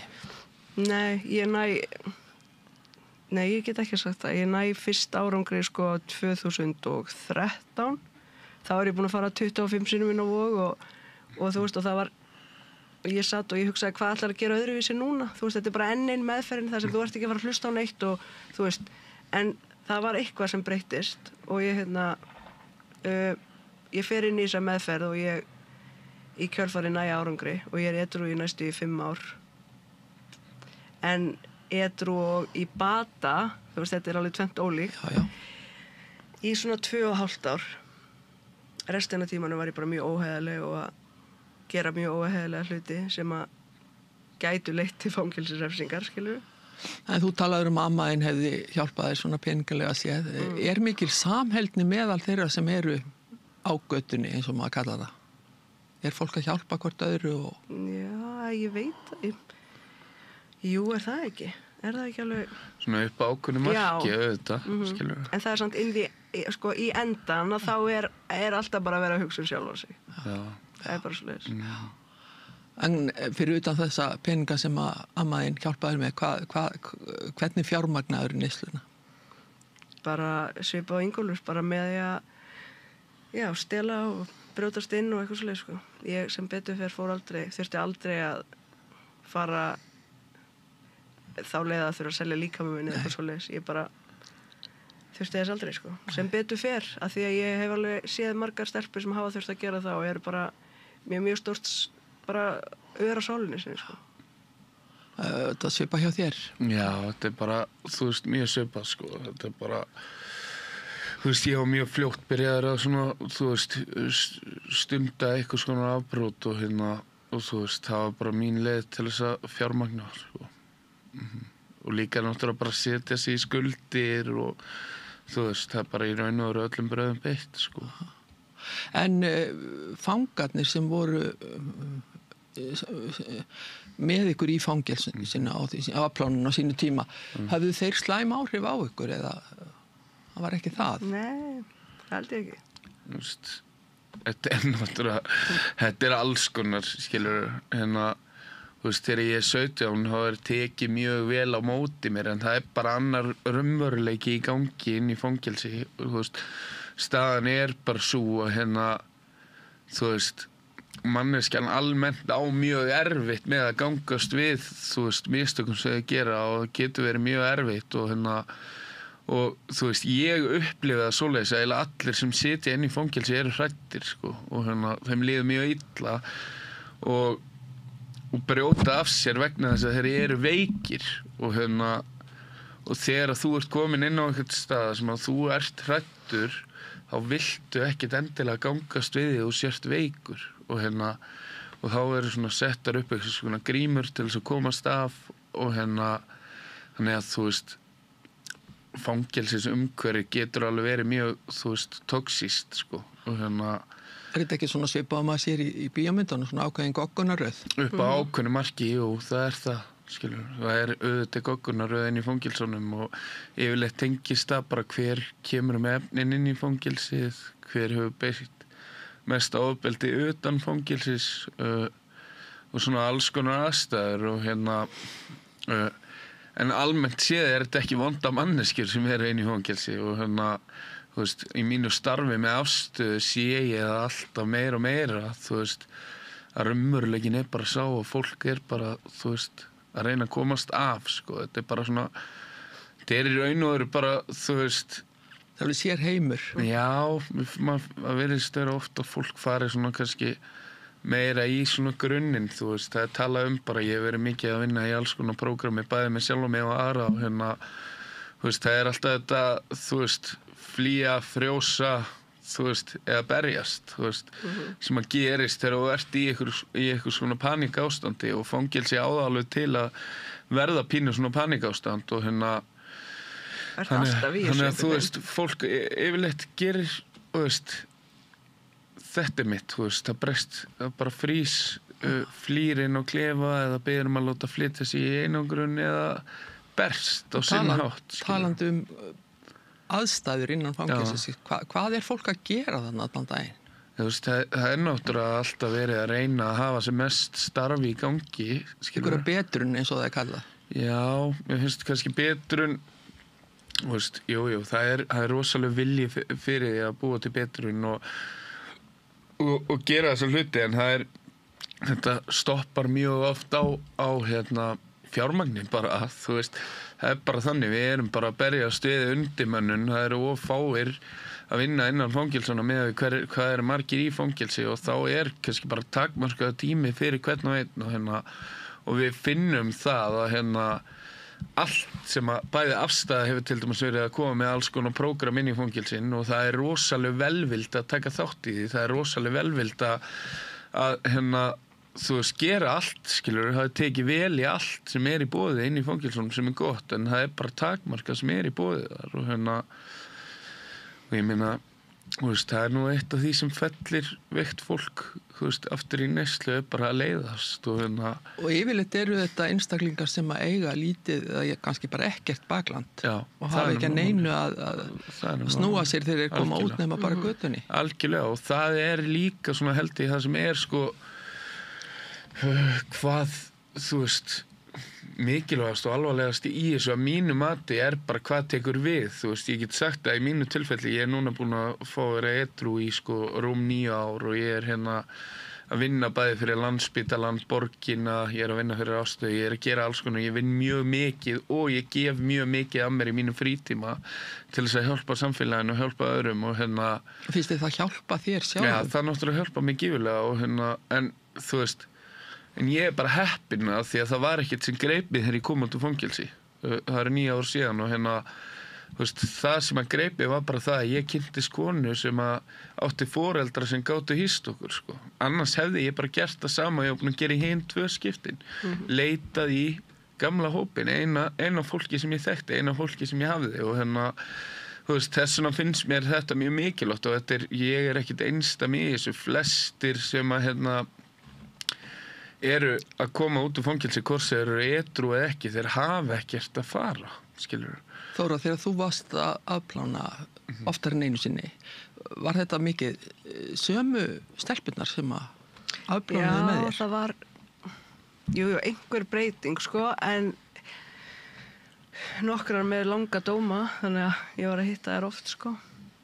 En svo í seinasta skipti sem ég fór inn að þá einhvern veginn var ég edrú eftir að hafa orðið edrú þarna 2013 og þegar ég er búin að vera edrú í 6 mánuði að þá var komið að ég þurfti að afplána þennan dóm að því ég vissi það alltaf að ég ætti eftir að afplána þennan dóm og ég var búin að fara með afa mínum og tala við mann sem var þá að vinna á Fangelsismálastofnun og sá opnu úrræðin og ég var búin að handsala það við hann að ef ég kæmi edrú inn í fangelsi að þá færi ég opið úrræði bara mjög fljótlega og ég kem inn og fer síðan bara 3 vikum, 4 vikum setna á Kvíabryggju og það var bara geðveikt, það var bara, ég fann ekki fyrir því að ég væri í fangelsi sko. Gott að vera þar. Bara yndislegt og ég tala nú oft það að ég hafi verið fjárhirðir Íslenska ríkisins það var bara sauðburður í gangi og við fengum bara að taka móti lömbum og vinna í fjárhúsunum og bara þetta var svolítið svona já, það var öðruvísi stemning, allt öðruvísi. Og var það eftir þá afplánun sem að þú náðir einhverjum tíma? Nei, ég er edrú í þeirri afplánun. Ég kem edrú inn í þá afplánun og er edrú alveg í 3 ára eftir þessa afplánun. En maður velti því fyrir sig, þið talið svo mikið dóp inn í fangelsonum. Er það staðreyndin að þetta bara fljótandi þann inni? Stundum, já. Það er, þú veist, raunveruleikin náttúrulega sá að það skiptir ekki máli hvaða öryggisfangelsi í heiminum hún kemur inn í og sama hversu lokað það þú veist, efni finna sér leið inn í fangelsi, þú veist, Ég var nú í lögreglunni í mörg ár og fór þá oft austur að Litla-Hrauni til að leita á konum sem var að koma í heimsókn. Ég fann aldrei nokkuð skapaðan hlut. Já, það náttúrulega erfitt ofta. Það samt komst ópið inn. Já, efnin komast alltaf inn á einhvern hátt og og það alveg eitthvað sem kannski óumflýjanlegt og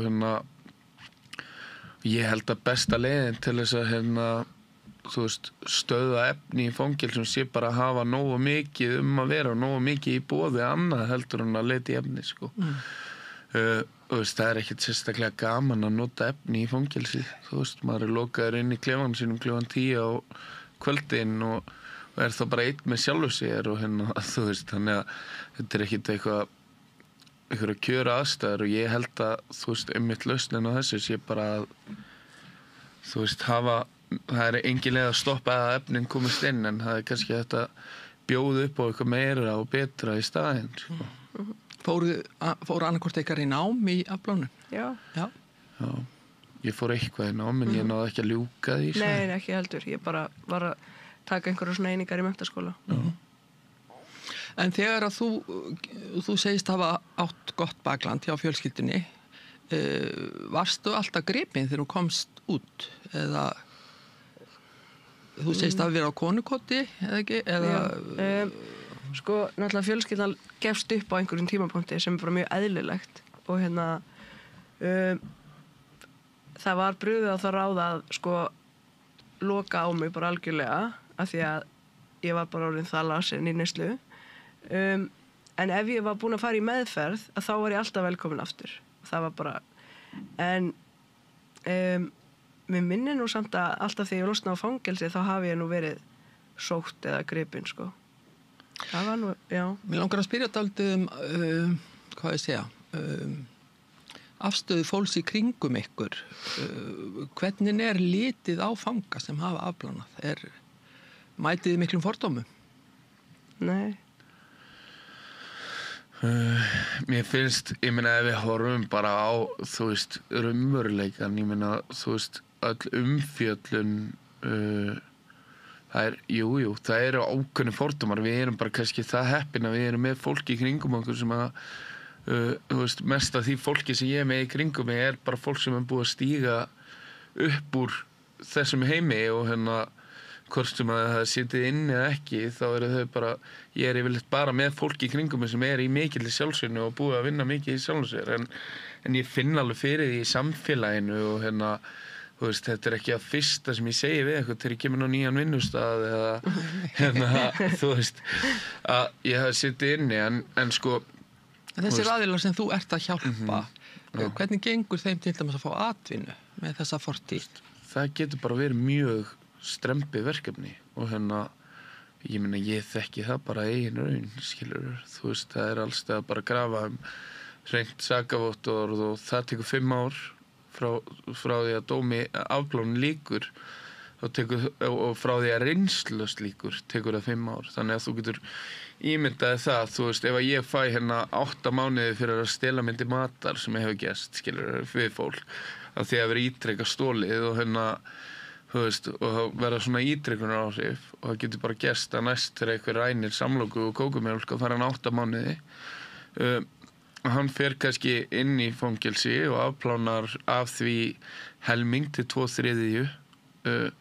Eftir það hann kannski á 2 ára reynslulaust og þannig að þú veist, og það getur tekið sko þar á undan 1,5–2 ár jafnvel meira að komast inn í fangelsi, en þú veist, þarna reynda með 8 mánuði hægt að fara í samfélagsþjónustu í þetta, en það kannski, þú veist, ef ykkur í virkri neyslu og annað, þá bara erfitt að sinna samfélagsþjónustu. Þú veist, en ég bara setja upp svona starffræðidæmi og svo þegar þú lýkur vernd og öllu, þá þurfa að líða 2 ár þangað til að reynslulausn er búin.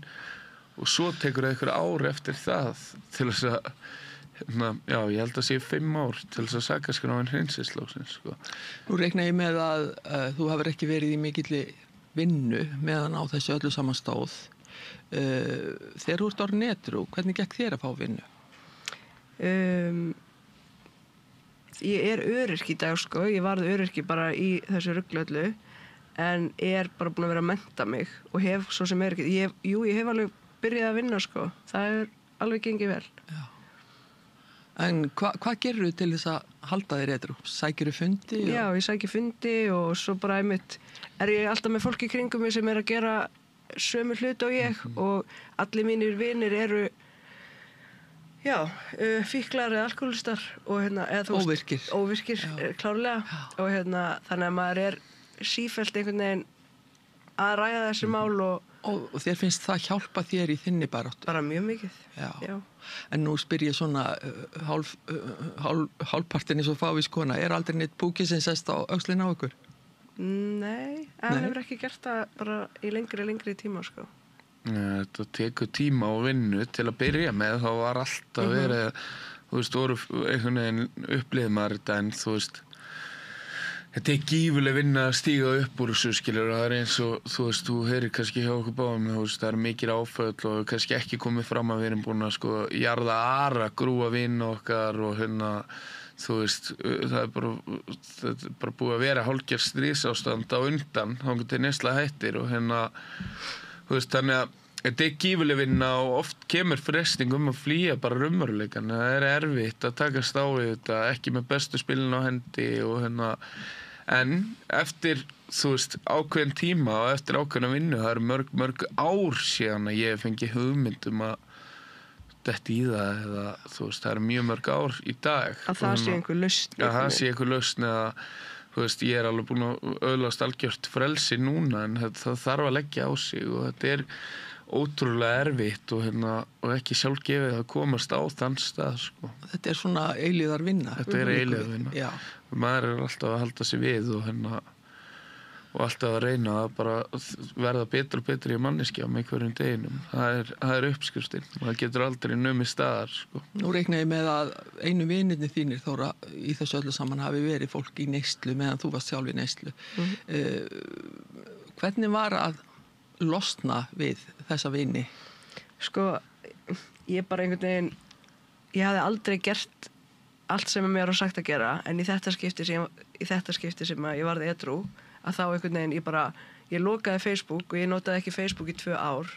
Ég skipti algjörlega, ég lokaði öllum samfélagsmiðlum og fekk mér síðan bara nýja þegar að því kom og ég var bara í ótrúlega miklu svona litlum samskiptum við fáa aðila og fyrstum sinn bara fjölskylduna mína, en það gekk bara ótrúlega vel og það einhvern veginn þannig að þegar þú verður edrú að þá einhvern veginn, þú veist, þeir sem eru ennþá úti í neyslu, þeir bera virðingu fyrir því og sérst bara orðin edrú, yfirleitt það þannig og ég ekki að hafa samband við þau að fyrrabræði, þá eru þau ekki að hafa samband við mig. Og ekki erfitt að hitta þau í kringlunni eða hvað sem Nei, mér finnst það ekki, þú veist, fyrst var það erfitt, sko, það var svona þú veist, já, það var óþægilegt, það var ekkert erfitt en það var óþægilegt, en ég get ekki listi, sko, en í þetta skipti þá var mindsetið bara þannig að ég ætlaði mér að ná þessu. Það var eitthvað breytt hugafar? Það var mikið breytt hugafar og ég var að gera þetta í fyrsta skipti af heilum hug og ég bara... Og hvað var til þess að þú tókst þessa ákvörðun og stóðst með sjálfriðir? Ég veit það ekki alveg, en það allavega gerist nokkrum vikum áður en ég fer í meðferð í þetta skipti að amma mín skrifaði pistil á Facebook hvernig væri að vera aðstandandi fíkils. Og þegar hún skrifar þennan pistila þá setur hún í stólnum sínum og skrifar þetta í tölvuna og grætur.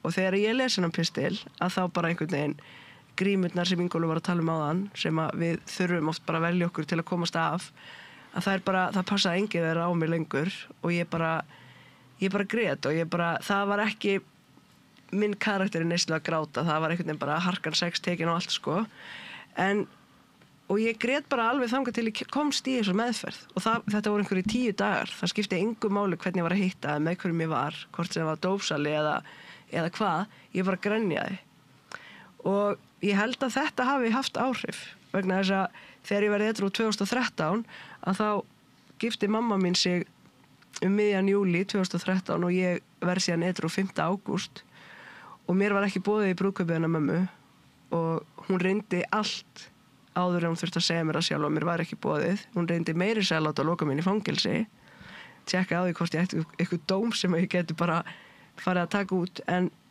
þetta tvent allavega hafði rosalega áhrif á mig einhvern veginn og ég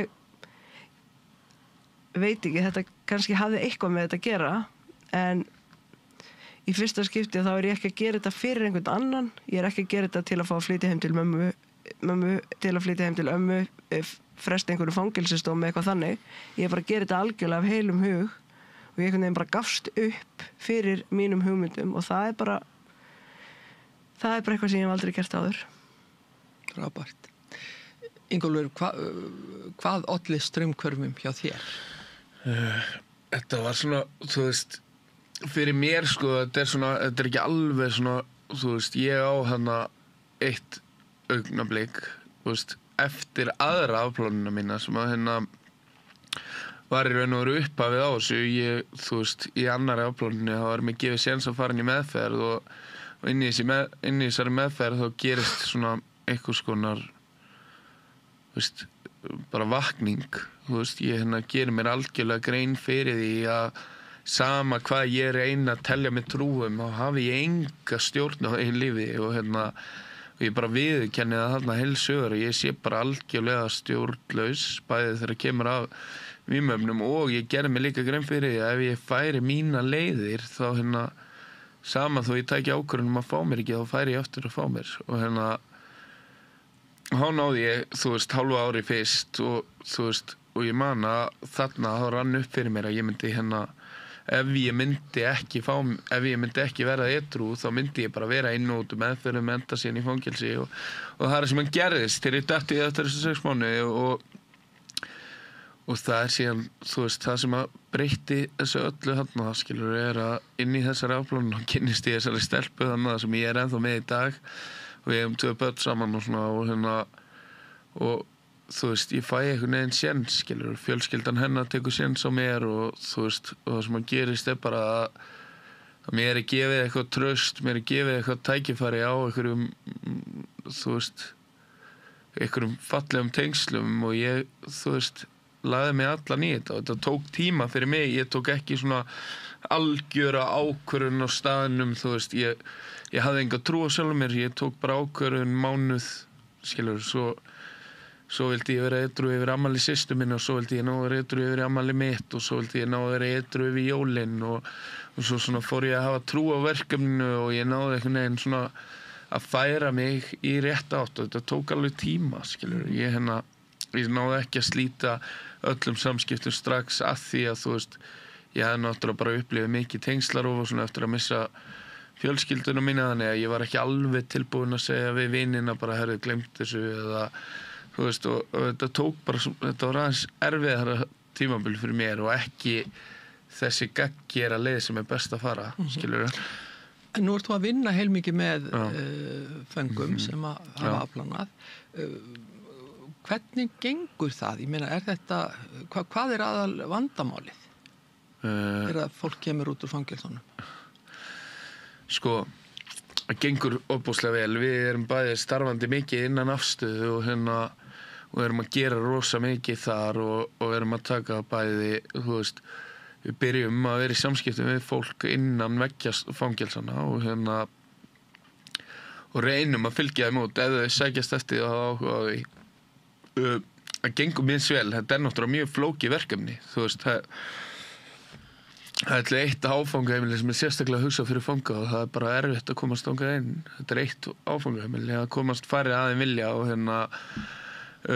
þú veist, þetta rosalega flókið. Yfirleitt strandar þetta húsnæði og þú veist, það kannski gífurlega vilji til þess að breytast en ekki mikið svigrúm fyrir eitthvað til þess að fá að breytast, þú veist, þú veist, það ekki allir svo heppnir að kynnast einhverju stelpu sem að þú veist, getur gefið þeim einhverja nýjar aðstæður, þú veist, það bara alls ekki máli og ég meina ég bara, þú veist, bara stálheppin að hafa sjálfur lent í því að ég alveg búin að horfa á stráka taka bara gífurlegum breytingum inn í fangelsi og breytingum til góðs þá? Já, til góðs og byrja bara að vinna í sjálfum sér, byrja að taka öll þessi skref en svo kemur að því að, þú veist, hún kemur út og það ekkert sem grípur þig, þú veist, ég meina hún getur kannski fengið að hitta sálfræðing og geðheilsuteymi og mætt á þína fundi og ert með öruggt húsnæði meðan þú ert inn í fangelsi en svo kemur út og þetta strandar alltaf á því sko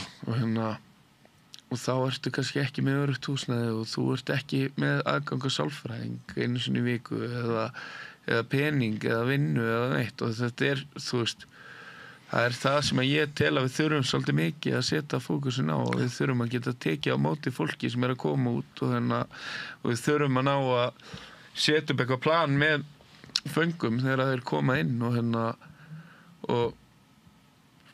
þetta hlýtur þá að vera svolítið svo ég sletti nú frústrerandi að standa frammi fyrir þessu. Þetta getur verið alveg sakalega frústrerandi, þetta getur líka verið, þú veist, já, þetta þú veist, gefandi líka og það rosa, þetta gefandi þegar vel gengur, já. Já, þegar vel gengur og þetta getur líka verið sakalega erfitt einhvern veginn að þú veist. Það hlýtur að vera gott að geta notað eigin reynslu, hlýtur að vera gott fordæmi fyrir þá sem að reyna að ná sér á strik. Já, ég meina raunveruleikin sá allstaðar út í heimi jafningjar bara, þú veist, það sem mest notað í öllum kerfum núna, þú veist, ég fór í ferð með Landspítalanum, þar sem við fórum til Bretlands og þar sem við vorum að því að vinna á göngudeild smitsjúkdóma í svona vettvarsteymi og og þar vorum við að hitta fólk sem einmitt, þú veist, að vinna með heimilislausa í smitrakningum og annað og þar bara engin vafi á því að jafningjar bara, þeir að mati eitt að mikilvægasta og þeir sinna flestum hlutverkum sem þannig hvort sem að bara blóðtökur eða, þú veist, að ná samskiptum, fá fólk til þess að sinna lyfjameðferð og annað og svona þetta út allt, jafningjar einhvern veginn að þú veist, taka strömmkvörum að því að, þú veist, ég man eftir sjálfur að mér leið ofta eins og fólk skildi mig bara ekki, þú veist, það bara þannig, mér leiði eins og einhver sem var kannski, þú veist, ég lít mjög, ég hygg ekki við að nýta með fagfólk í dag, en það var bara erfitt fyrir mig að skilja hvernig einhver sem hefði fengið öll góðu spilin á hendina ætti að geta hjálpa mér og mínum vandamálum. Skildi. Og ég fekk mikla von þegar ég fór að kynnast fólki sem hafi verið í sömu aðstæðum og ég og stigið upp úr þeim. Þóra, þegar þú ert búin að vera hrein hvað lengi? Næstu í 6 ár. Næstu í 6 ár. Hvernig leið þér fyrst eftir að þú tókst þetta edrúskref sem enn stendur? Mér leið bara ágætlega. Já. Ég gerði bara allt öðruvísi núna. Spyr nú eins og Ingólfur, hvað greip þig? Já, það var rosa góður svona hópur með mér í afeitrun og við ákvaðum að nokkra stelpunar að sækja áfangaheimili. Þú veist, það var eitthvað sem ég var ekki að fara að flytja á áfangaheimili en samt átti ég hvergi heima. Þú veist, maður alltaf egoið, mann sér alltaf að reyna að drepa mann bara. þannig ég sótti mig á þessu áfangaheimili og það var ótrúlega góður maður sem að sagði bara við okkur tvær sem hringdum bara já, það verið tilbúið rúm og sæng þegar þið komið og síðan fer ég bara í meðferð og meðferðin var 4 vikur og við vorum alveg, ég held að við höfum verið hátt í 10 mann sem að fóru saman á þetta áfangaheimili og ég fór á þetta áfangaheimili, það var staðsett við hliðina á 12-spora-samtökunum sem ég er í og þannig að það var engin afsökun fyrir að fara ekki beint þangað. Ég fór bara í stuðning hjá S.A.A. og svo einhvern veginn bara gerast hlutirnir og ég kemst að því eftir nokkra mánuði að ég á vona barni og í dag á ég 4 ára gamlan einstakling og bara já, lífið bara einhvern veginn fyrir að gerast og já. Það ekki líka dálítið til að hjálpa þér að hafa eignast barni? Það er einhvern veginn það styrlaðasta sem ég hef gert bara á ævi minni, sko. Það er einhvern veginn, ég útskýrði alltaf þannig að hann var svona púslið sem að sameinaði allt einhvern veginn, já, bara loksins fatta þetta, make þetta sens. Púslið sem vantaði í myndina. Já, og þú veist, manneskja með mína sögu, það væri náttúrulega bara ekkert skrítið ef að það væri félagsráðgjafi og barnaverndarnefnd og allt þetta bara í málinu, skilur, en það er ekki þannig og mér bara hefur tekist bara mjög vel til að ala hann upp og hann er bara flotti strákur, sko. Og hvernig er staða þín í dag? Þú ert öryrki, segiru? Já, en ég er samt á leiðinni út á vinnumarkaðinn, það er einhvern veginn markmiðið er ekki að vera öryrki að eilífu. Ég er að klára nám, áfengis- og vímuefnaráðgjöf í Háskólanum á Akureyri í fjarnámi. Frábært. Já, og ég er bara einstæð móðir með hann á móti pappan sem með hann í viku og ég með hann í viku. Já. Og svo bara sæki ég fundi, ég er að bíða ennþá reyndar, ég er, eins og ég sagði á hann, ég er búin að vera edrú í 6 ár en ég má sækjum, ég hef aldrei fengið bílpróf en ég er að sækjum það núna í enda nóvember, þá má ég sækjum endurveitingu ökuréttar sem er. Þú varst með bílpróf einsinni? Nei, ég hef aldrei tekið bílpróf. Þetta er svo fáránlegt, þetta kerfi okkar. Við getum fundið endalausa punkta sem að, ég hef aldrei verið með bílpróf en ég er samt að fara að sækja endurveitingu ökuréttar af því að þeir dæma mig eins og ég hafi verið með bílpróf. En nú spyr ég líka aftur eins og Favískona sem að hef ekki persónulega reynslu af þessum málaflokki eða margir í kringum mig. Er ástandið eins svakalegt í þessum málum eins og maður heyrir í fjölmiðlum? Það er bara verra eitthvað. Vá, nú stór spurning. Já, sko, ég velti þess oft fyrir mig því að einhvern veginn þetta er svo líkt sjáanlegt fyrir okkur sem að erum ekki inn í þessum heimi. Þess vegna heitir þetta undirheimar. Já, ég held að þú veist, eymdin sé bara gífurleg og þú veist, það er eins og þið sagðuð áðan búin að fylgja fjölmörgum vinnum ykkar til grafar. Já, þú veist, það er bara fólk sem ég þekki að deyja mörgu sinum ári, sko,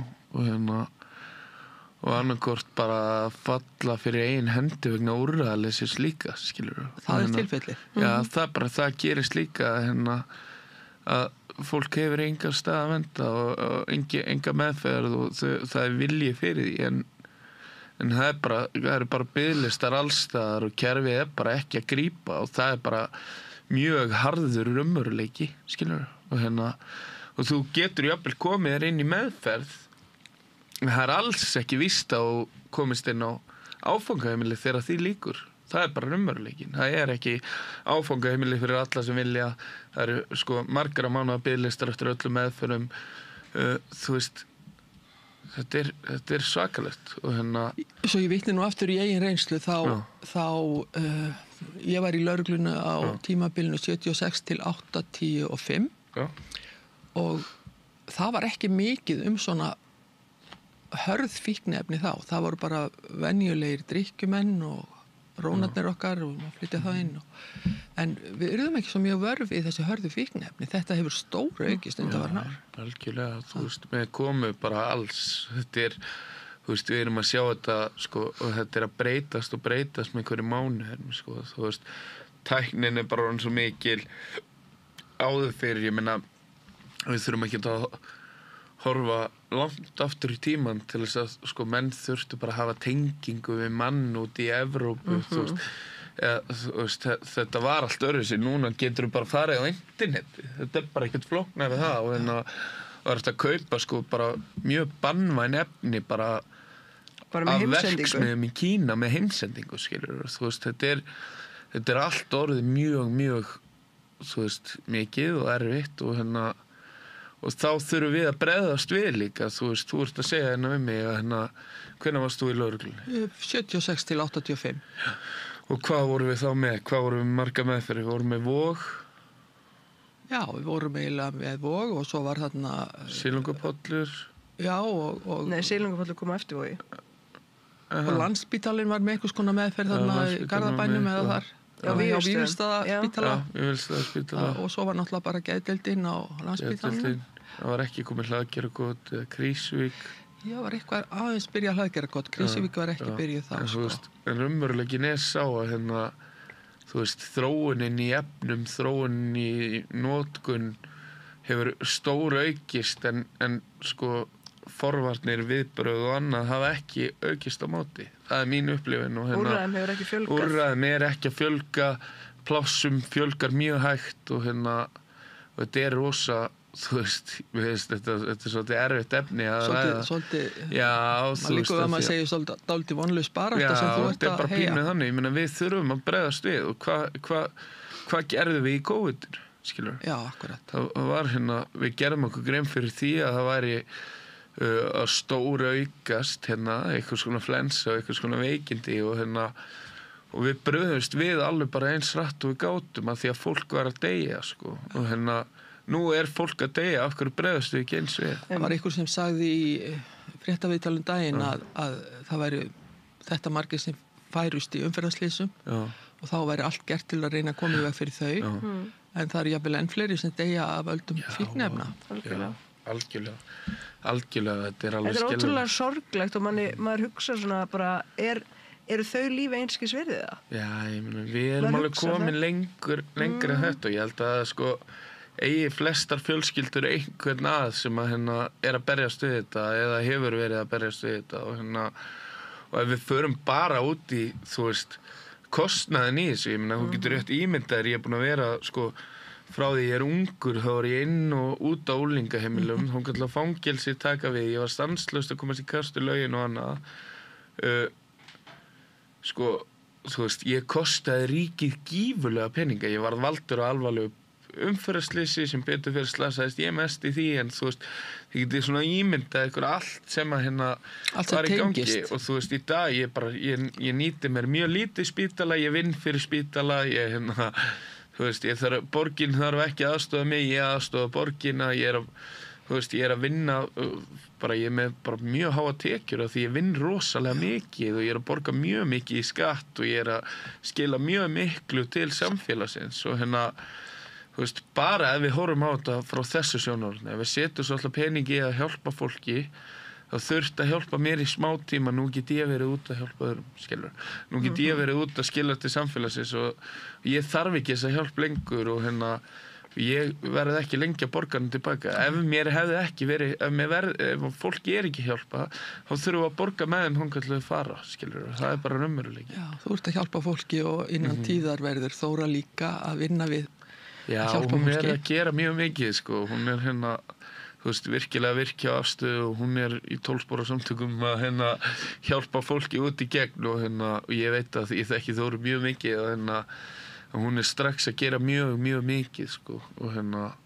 En ef þið mættu nú segja eitthvað við þá sem að ef tilvill að hlusta og horfa og í sömu sporum og þið voruð á sínu tíma, hvað gætu þið sagt? Hvað myndið þið segja?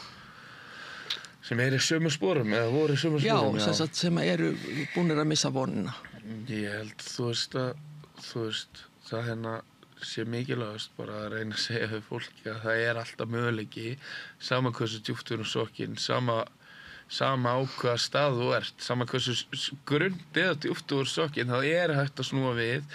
Það sem maður þarf að gera að hérna, leita bara til eitthvað sem þekki leiðina og hérna og hlusta bara, opna eyrun, þú veist, það fór fyrst eitthvað að gerast hjá mér þegar ég gafst raunverulega upp fyrir mínum hugmyndum og var bara til í að hlusta á einhvern annan sem var búinn að ná markmiðunum sem ég vildi ná, sko.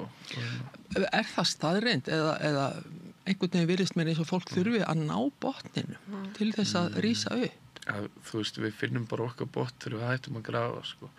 Þú veist, það er bara þannig og auðvitað, þú veist, ég skil alveg, fólk ofta að upplifa þetta en þetta hélt mér líka oft bara lengur á núti, ég bara ekki komin á botn, skilur. Þú veist, það skipti einhver máli, ég setti mér hérna eitthvað, þú veist, það sem að ég held að þurfa að gerast að það þurfa bara að vakna von, skilur. Oft kemur vonin í botninum, þú veist, það getur líka gerst einmitt þetta, þú veist, það sem við erum að sjá núna með afstöð, það rosa mikið af fólki þegar við komum labbandi inn í fangelsinn að ræða við þau kannski þekkt okkur á það fyrir. Það vaknar eitthvað von þar og ég erum að sjá það bara skila sér strax hérna á þessum tíma sem við höfum verið að fara inn í fangelsinn að fólk segir bara, herru, ég ætla bara að fá að hengja með ykkur, getið þið hjálpa mér, getið þið hérna og þetta að gerast bara alveg bara rosalega og við erum að sjá bara marga ná árangri og vera bara mjög fljótt farnir einmitt að hjálpa öðrum með þessu og hérna besta leiðin ábyggilega bara að vera sýnilegri, þú veist, og hérna og reyna að, þú veist, koma með hjálpina til fólks, sko. Skulum vona að stjórnvöld hlusti á það sem þið hafa verið að segja og grípi í taumana áður en að fleiri mannslífum fórnað. Algjörlega. Ég þakka ykkur innilega fyrir að koma til mín í dag. Þetta sýndu mikinn kjark með því að tala svona persónulega ykkar eigin reynslu. Vonandi verður það hvatning fyrir aðra sem að þurfa á hjálp að halda. Takk hérlega fyrir okkur. Takk fyrir komuna og í næsta þætti ætlum við að fjalla fátækt á Íslandi. Hingað kemur fulltrúi að þeirrar, ég vil ekki segja starfstéttar en mér liggur við að segja það, kona sem að hefur þurft að berjast við fátækt í langa tíma og svo ætlum við að tala líka við konu frá hjálpastofnun kirkjunnar sem í því að útluta hjálp og matvöru og öðru til þurfandi fólks sem hefur ekki efni á að lifa lífinu fyrir þær tekjur sem það hefur. Takk fyrir áhorfið, verið þið sæl. Hvar skrá ég mig í áskrift? Samstöðin.is. Allir þættir samstöðvarinnar eru fáanlegir á öllum helstu hlaðvarpsveitum.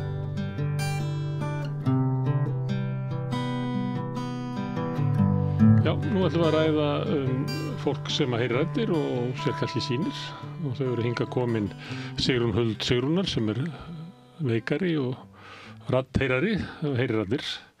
Starfsmaður í Hugarafli og formaður Hearing Voices Iceland og hér líka Grétar Björnsson sem félagsfræðingur og skrifaðir meistararitgerð þennan félagskap og varaformaður þar og líka starfsmaður í Hugarafli. Já, rétt. Herðu, verið velkomin. Takk. Herðu, það að heyra raddir, það bara algengt eða ekki? Jú, ég held að sé miklu algengara en við gerum einhver grein fyrir það því að ég held að þetta sé eitthvað sem að fólk almennt kannski talar ekki Ég segi fyrir mitt leyti, á mínu ferðalagi svona í gegnum geðheilbrigðiskerfið, þá treysti ég ekki sérfræðingunum fyrir þessu. Og þagðir yfir því að þú heyrðir raddir? Já.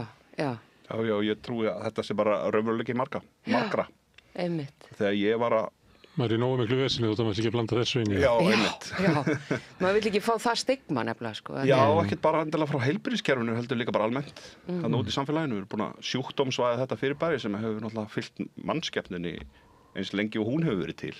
Ég meina, margir menningar heimar sem að jafnvel upphefja þetta, að vera með raddir eða sýnir og ég meina fólk sem oft sett bara í svona sjamanatjald. Já, ég meina við hér á Íslandi eigum líka bara langa sögu. Þú veist, af alls konar skynjunum og þú veist, og hafa skilið þær og mismönd. Er það ekki fólk sem að skilur handan heim og? Jú, eða þú veist, alla þjóðsögurnar og allt það, hvaðan það komið, sko. Raddina þínar, það ekki handan heimur?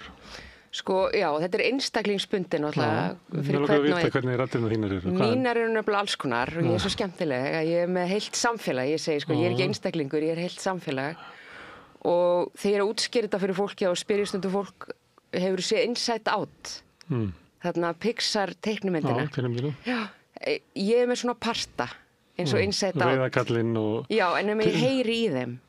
Ég heyri í pörtunum.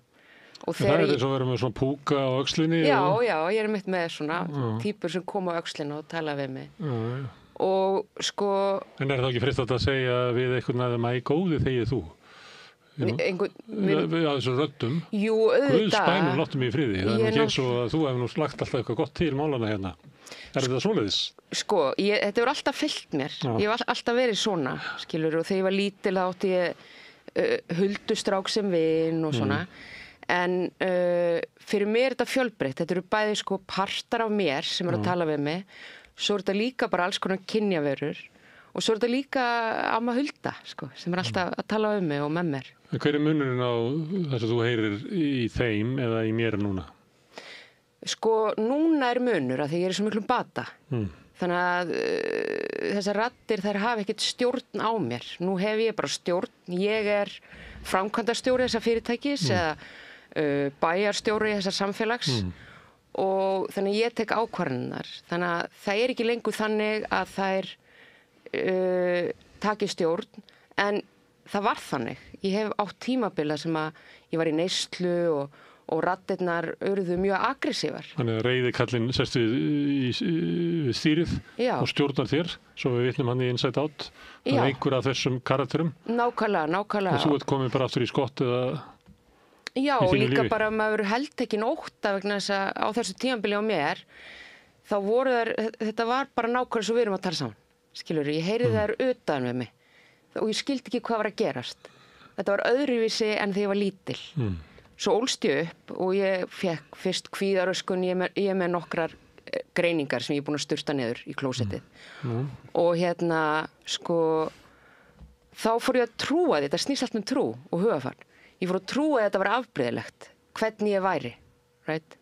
Ég væri afbrigðileg, ég væri veik og þess vegna var þessar raddir. Þær varu einkenni þess að ég var afbrigðileg og það var eitthvað sem þurfti að laga. Afleiðing af sjúkdómi. Já, einkenni. Ef það verður að lækna sjúkdóminn, þá myndir þær hverfa. Right. Og hvað ger ég þá? Ég reyni náttúrulega allt til að flýja þær. Skilurðu? Ég reyni allt til að hlusta ekki á þær, deyfa þær, þagga niður í þeim, eins og sagði hún, þegiðu og eitthvað svona. En það er bara svo olía á eldin, allavega í mínu tilviki. Þær eru bara reiðari og aggressívari og herri og bara vildu alls ekki láta mig í friði. Og ég náttúrulega komst að því seinna núna á minni batavegferði ég horfði tilbaka, það var náttúrulega því ég var svo vantengt. Þetta var ég að garga á sjálfa mig, sko. Sigrún, pikkaði upp, breytt einhverju. Þú veist, þú ert þess virði. En þetta hljómar líka eins og ég er margir, var það nú eitthvað skaldið? Já. Raddirnar, það er þú? Já, ekki allar, sko. Eins og amma Hulda, jú, hún er í mér, hún er í mínu, þú veist, erðamengi. En það er stærra. Ég er líka svona andlega víruð manneskja, sko. Og stundum er þetta einhverju kynjaverur, eins og ég segi, eins og huldustrákurinn og hann er að koma aftur núna. Ég er að endur heimt þetta allt aftur. En sumt er hluta þér? Já, sumt er bara eins og Inside Out, bara þessar týpur. Og ég er alveg með... En sterkari heldur það, ekki? Hvað segirðu? Það er teknímyndin að það var eiginlega glíma það hver fær að stýra. Já. Og reyna að búa til eitthvað samkomulag innra með stelpunni. Já. Þannig að þeim farnist vel öllum saman, öllum þessum röddum inn í henni og stelpunni sjálfri. Já, kannski einu munurinn er að það heyrir ekkert endilega í hvora annari. Ég er milliliðurinn. Skilurðu? Þannig að, jú, stundum lenda þær í rifrildi. Sko, en ég er sáttasemjörinn, bara alveg svo í þessu ytra samfélagi, það er nú aldeilis átök núna í okkar ytra samfélagi, alls konar yfirildi í gangi, þetta getur líka gerst í mínu samfélagi. Þannig að þegar maður sér því út á götu alveg, þá ertu raunverulega svona eins og fóstra í leikskóla með marga í bandi og eftir þér af þessum röddum. Já, þetta kemur svona í bylgjum. Sko. Þær eru ekkert alltaf eitthvað mjög ágengar. Já, og þegar að ég lendi ykkur krefjandi eða sjokki þá oft sko rísa þær upp en munurinn á mér í dag og í gamla daga, núna er ég í bata ég er búin að rækta sko innri foreldra, ég er búin að rækta fleiri karaktera inn í samfélagið til þess að finna jafnvægi og ég er búin að byggja fjörð inn í mér þannig að það er nóg pláss fyrir allt samfélagið sko. En þetta raddir sem hafa verið með þér frá því þú varst barn?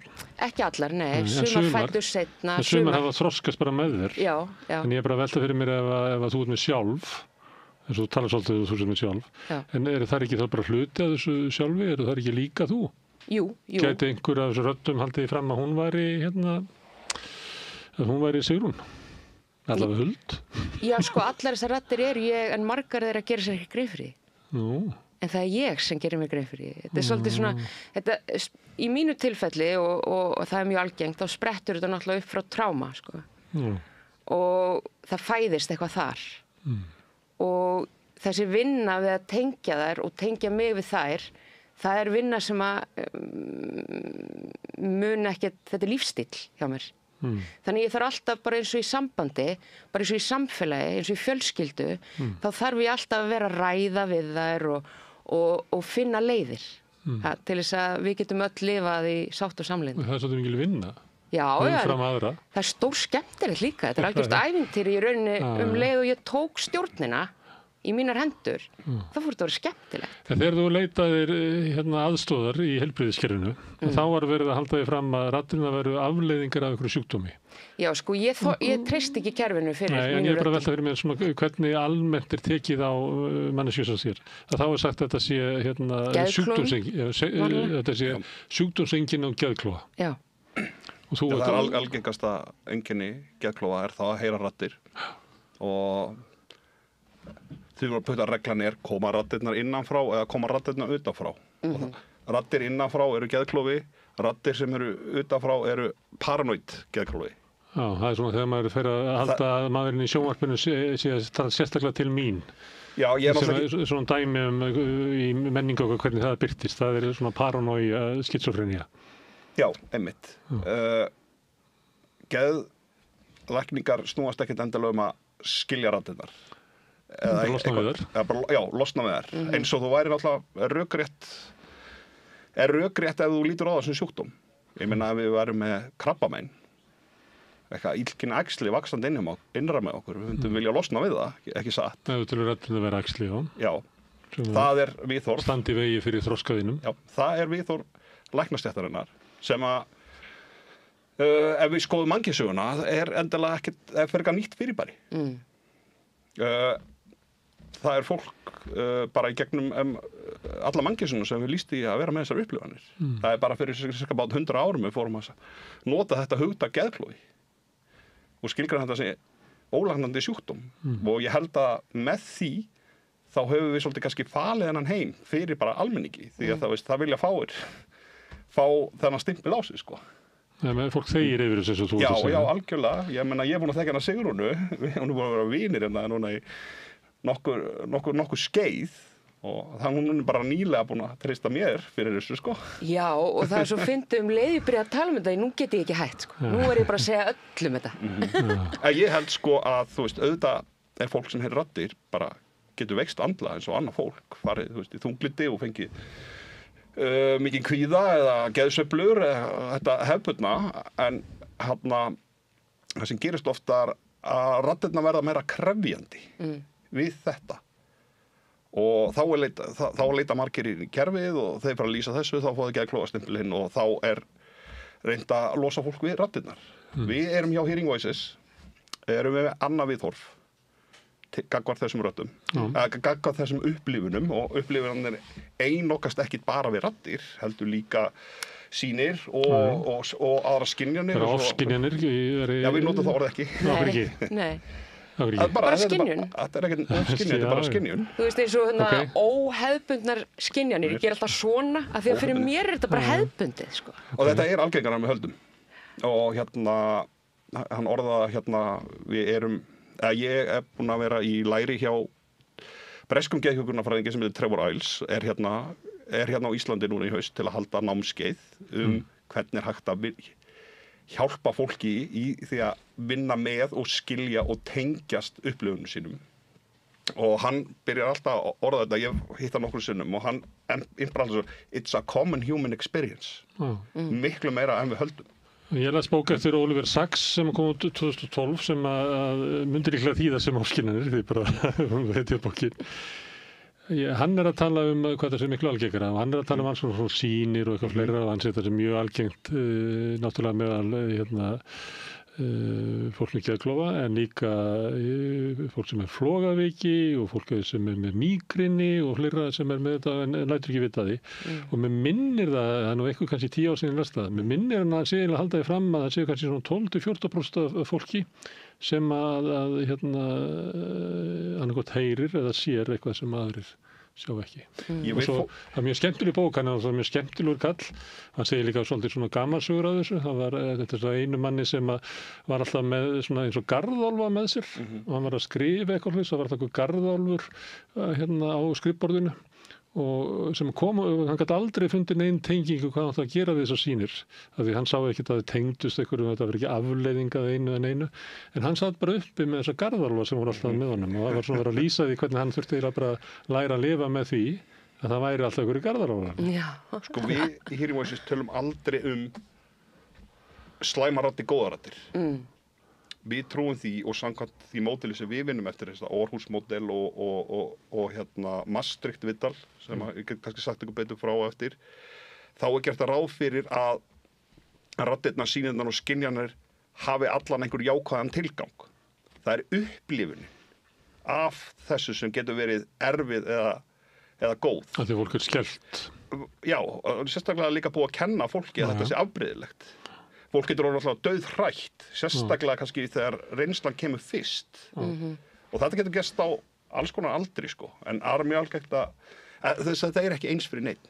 Og hver og einn, náttúrulega, upplifunin er ekki eins. Og neinu sem ég hef talað við. Og ég hef talað við þó nokkuð marga. Og þetta er mjög sterkar upplifunir. Já, og það sem við gerum með Trevor... Það er ekki allir með heilu þorpin í sér eins og þú. Nei, kannski bara með einhvern einarödd eða 2 eða 3 ár. Sem kemur bara með mjög sérstakar tilfellum. Sumir eru mikið með þessa, erfiðast útskýra hana, þessa tilfinningaskynjun. Eins og að finna eitthvað á húðinni eða finna fyrir einhverju í kringu sig, sko. Þannig að þú finna nærveruna, sko. Þó þú heyri kannski ekki rödd. Þá finna það mjög sterka nervur. Hýta kulda og svona öðruvísi svona rýminskilning á líkamannum. Er það ekki svona sem að gera það með bad svona allt inni þá er svo tútni út fóturinn á manni og það er margir tilfinning sem margir kannast þið. Jú, ég var að hlusta á mann, hann allt í einu upplifði alltaf að hann fengi gúmíhendur.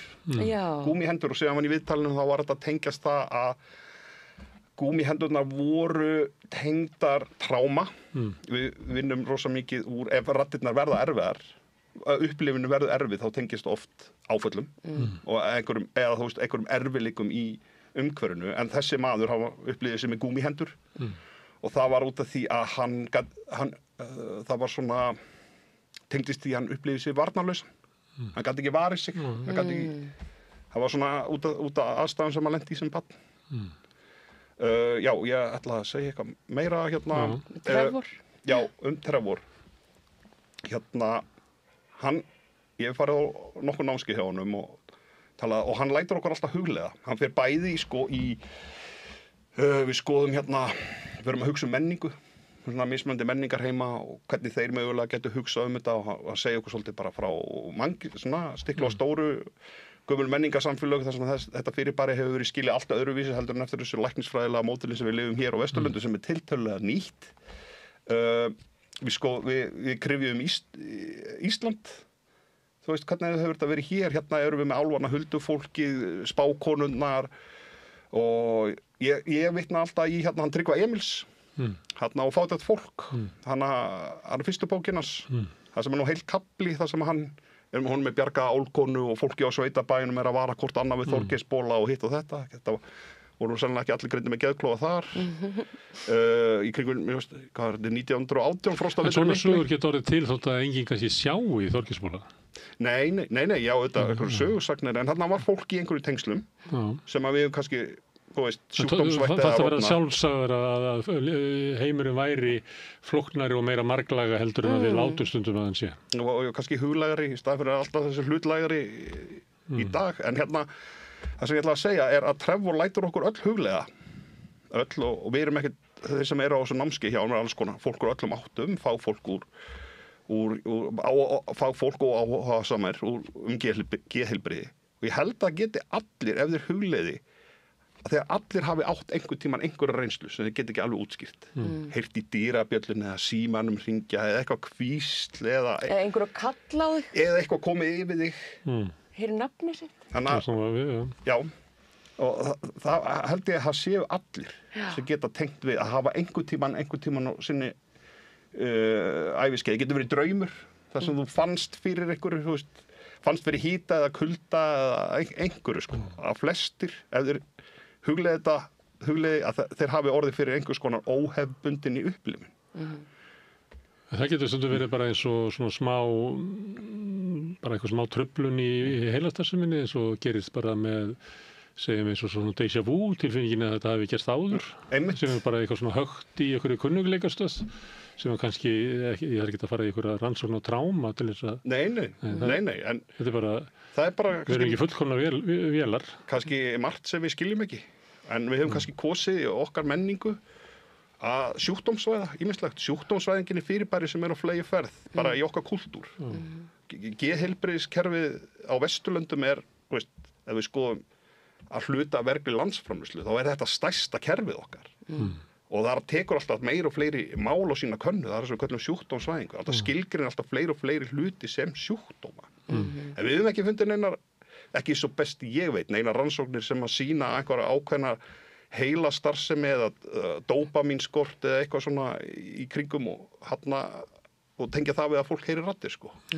Það þessi tilnýðing á því að við erum einhverju hugmyndum hvað er normalt og allt sem ekki normalt að það sjúkdómur eins og við getum orðið eitthvað tíma normal. Þegar við tölum við fólk og ég og Sigrún búin að vera svolítið lengi í grasrót geðheilbrigðismála og við vinnum eftir batamiðari nálgun og bara þegar maður tala við fólk sem að glímir við töluvert mikla andlega vanganta, það rauður þráður. Og það eru áföll og kannski miklu félagslegir erfiðleikar. Og flestir radheyrarar, það sem að radheyrnar hafa fara að valda þeim erfiðleikum, það má rekja það aftur til áfalla. Eða áföll eru þá einstakur atburður sem var mjög erfiður eða þá svona þessar viðvarandi áföll, eins og vera í búin á heimili það sem var bara óviðunandi ástandi lengri tíma eða vanræksla skólinn gat verið einelt í skóla svona mikilla mannlíðanar. En það þannig að raddir verði ekki til út af áföllum? Já, og erfiðleika geta orðið til út af áföllum og ef það eru raddir þá geta þær orðið erfiðar ef þú ert í erfiðleikum. Já, upplifun af þeim getur orðið. Já, við tölum að upplifun af þeim getur orðið mjög erfið. Það er svona að segja, en þær kom ekki fram sérstaklega af því að þú ert í erfiðleikum. Já, ég vil spyrja hann Sigrún. Sko, það bara gerist. Þær koma fram þegar ég í erfiðleikum. En þegar þú ert í lagi, þá það alltaf þessu til Já, þær eru ekki eins háarar þegar ég bara góð, sko. En þú veist, ég legg mig fram við að halda mér í jafnvægi. Það öfugt við hvernig ég var í gamla daga, sko. Og þeim? Og þeim, já, og öllu samfélaginu, sko. Ég menn, ég fyrir sund og ég huglega á hverjum degi, ég gerir mér öndunæfingar, ég borða og sef og En ekki þá einhver rödd sem að segir Sigrún, þú þarf nú ekki að vera í sund í dag. Við erum ekki alltaf verið í sundi. Ég hef bara mjög oft einhverju mótmæla mér. Bara, þú veist, þegar ég ætla að gera eitthvað. Þegar ég ætla að gera eitthvað sem að partur á mér bara eitthvað, ég nenni þess ekki. Þá koma mótmæli. En ég held að margir sér með þessa rödd inn í sér. Já. Það eru margir alltaf á leiðin í sund en fara ekki í sund. Einmitt. En sko, þessna ræktaði ég móður og föður inn í samfélagið. Þannig að sko, faðir minn telur niður. Jú, við erum að fara í sund, já, bara, ég er pappiðinn, sko, þannig að 3, 2, 1, let's go, þannig ég tek bara kvörtunina með mér, alveg sem að fyrir með barnið sitt í sund, og það er bara, nei, ég vil ekki, það er bara, jú, við erum að fara í sund. En ef einröldi vill ekki fara í sund, getur ekki skilja hennar bara eftir? Nei, hún er eftir slutið þar. Ég get ekki skilja hennar eftir og stundum verið bara að taka einhvern kvarstandi með mér inn á öxlinni, bara alla leiðin í vinnuna eða í sund, það deyr svo út, sko, það líður hjá. Ég veit það, ég er búin að sanna það fyrir mér, ég veit það líður hjá. Og þetta er ekkert svona hættulegt eins og það var því ég er búin að breyta hugafarinu. Þannig að það eru ekki hávarar, það eru ennþá þarna og það geta alveg kvartað en það öskri ekki á mig. Þær hafi ekki nóg mikið power til að öskra á mig. Svo er einnig aftur í bókinu sem ég las og ég las hana því að ég uppgötaði var með flogaveiki og var að reyna að kynast því. Og Oliver Sacks, hann leggur svolítið mikla áherslu á svona, hvað við að segja, þetta bara normalt, þetta bara miklu algengari haldið og hann svona sömulegt að skrifa þetta til þeirra sem eru hann úti og heyra raddir, hann ekki þórað að ræða við nokkurn mann. Hann talar mikið að þetta tilheyri til dæmis flogaveikum eða fólki með mígrinni eða eitthvað sem hefur ekki alveg sama stigma og geðklofi sko. Þannig hann svolítið að segja þetta bara eðlilegt, þetta alltaf verið þarna, bara slappið af krakkar sko. Þetta bara, þú sjáir einhverjar offsjónir, eitthvað skrítið. Sér var alltaf sífilis líka, alvarlegu sjúkdómurinn í gamla daga. Það var svolítið tengt við það að fólk sem fekk sífilis sem við vitum líffræðilegu sjúkdómur, þarna fekk fólk mikla skynjanir þegar það var langt gengið. Sem þá út af bara einhverjum heila við skiljum þetta ekki það er ekki allir sem að heyra raddir flogaveikir eða með sífilis en þetta kannski komin að einhver grunnur að því að þú veist, þetta hlýtur að vera líffræðilegt en við vitum það samt ekki Ég meina sko, langamma mín og amma mín, það voru báða mjög næmar langamma mín var bara mjög skegg og bara þannig var að tala um það og það var ekkert litið á að hún var eitthvað með eitthvað geðröskun eða þurfti að taka lyfið þessu eða eitthvað. Hún var með gjöf, sko. Það var málið. Og gjöfinni fylgdi ábyrgð og svona og hún reyndi að loka á gjöfina því hún var hrædd við þetta, sko. En það var samt litið öðruvísi á það. Ég tala oft um þetta í hugarafli sem í síðumúla og ég bendi svona, sko. Ok, ég heyri raddir, kannski fyrir þangað, þessa átt. Aðeins upp síðumúlan inn á Sálaransóknarfélagið og segja hei, ég heyri raddir og þau bjóðu mér á námskeið til að læra að vinna með gjöfina mína eða ég fyrir hina áttina inn á geðdeild og segja hæ, ég heyri raddir og hvað tekur við? Geðgreining, lyf Getur ekki raflós bara? Já Við allan hjá Hearing Voices bjóðum bara upp á skilning, nálgun sem er það að heyra raddir, vera með sýnir eða eitthvað svona aðra skynjanir er eðlilegu hluti mannlegs rófs og þetta er bara til að búa til svona hugmyndafræðilegan valkost við erum ekkert að takast á við eitthvað ef fólk heyrir raddir og það er komið geðklógreiningu og vill bara það er bara þeirra útskýring á því þá er það bara þeirra útskýring á því. En við viljum samt að það sé allavega fleiri valkostir. Það er það sem við svolítið bara, þú veist, erum ekki að berjast fyrir það, bara það sem við erum að bjóða upp á. Og að því að það skiptir svo miklu máli, og ég hef rannsakað, andleg vandkvæði í mínu rannsóknum sem félagsfræðingur, að sú hugmynd sem við höfum orsakir fyrirbærisins stýrir allir í okkar viðleitni til að takast á við fyrirbæri eða vandan eða hvað sem við viljum kalla. Þannig að, ef við lítum á að það heyra raddir sem afleiðingar sjúkdóms, þá viljum við losna við það, þagga niður í það. Því miður að, þú veist, en margir hafa upplifað að það að hlaupa frá röddunum, reyna að þagga niður í röddunum, hunsa þeir, að þá hefur það versnað. Sigrún var eiginlega að segja það. Já, Sigrún var að segja það. Þannig að hvað þá, eigum við þá bara endalaust að hækka lyfjaskammtina, eigum við að hlaupa hraðar frá röddunum, ef það virkar ekki. Þú getur ekki hlaupið frá sjálfu þér, eins og hún segir, þetta er hluti af henni. Og ef hún er að þagga niður í þessu, þá er hún bara að þagga niður í sjálfur sér. Og þá verða þessi partar á mig bara brjálæslega reiðir og það er eðlilegt í rauninni. Ef ég er bara alltaf að loka á þá. Eðlilegt viðbrögð þeirra. Já. En síðan hefur við líka dæmi og heyrt margar sögur og það var frábær raddheyrari sem kom frá Danmörku og sagði sína sögu á námskeiðinu Trevors sem var núna í seinustu viku. Hann kallar sig fyrrum raddheyrara. Að hann sem sagt heyrði raddir og hann fór í gegnum prógramið hjá Trevor Iles, Maastricht nálgun, þar sem hann vann í því að skilja raddirnar, kortleggja þær, hvaðan það kæmu og fór ítarlega svona sjálfsvinnu að tengja það við viðburði í sinni barnæsku sem voru tengt áföllum og þegar hann sinnti þessu, þá hurfu raddirnar. Hans upplifun af röddunum var ekki jákvæð, en hann skilur núna, hvernig hann skilur þetta núna er að raddirnar voru að leiðbeina honum, þótt að segja það ekki beint út, þú þarft að gera þetta, þær voru erfiðar, en í þessari vinnu þá skildi hann að það þjónuðum tilgangi. Það voru að ýta honum í átt til að gera upp þess erfiðleika sem hann gekk í gegnum sem barn.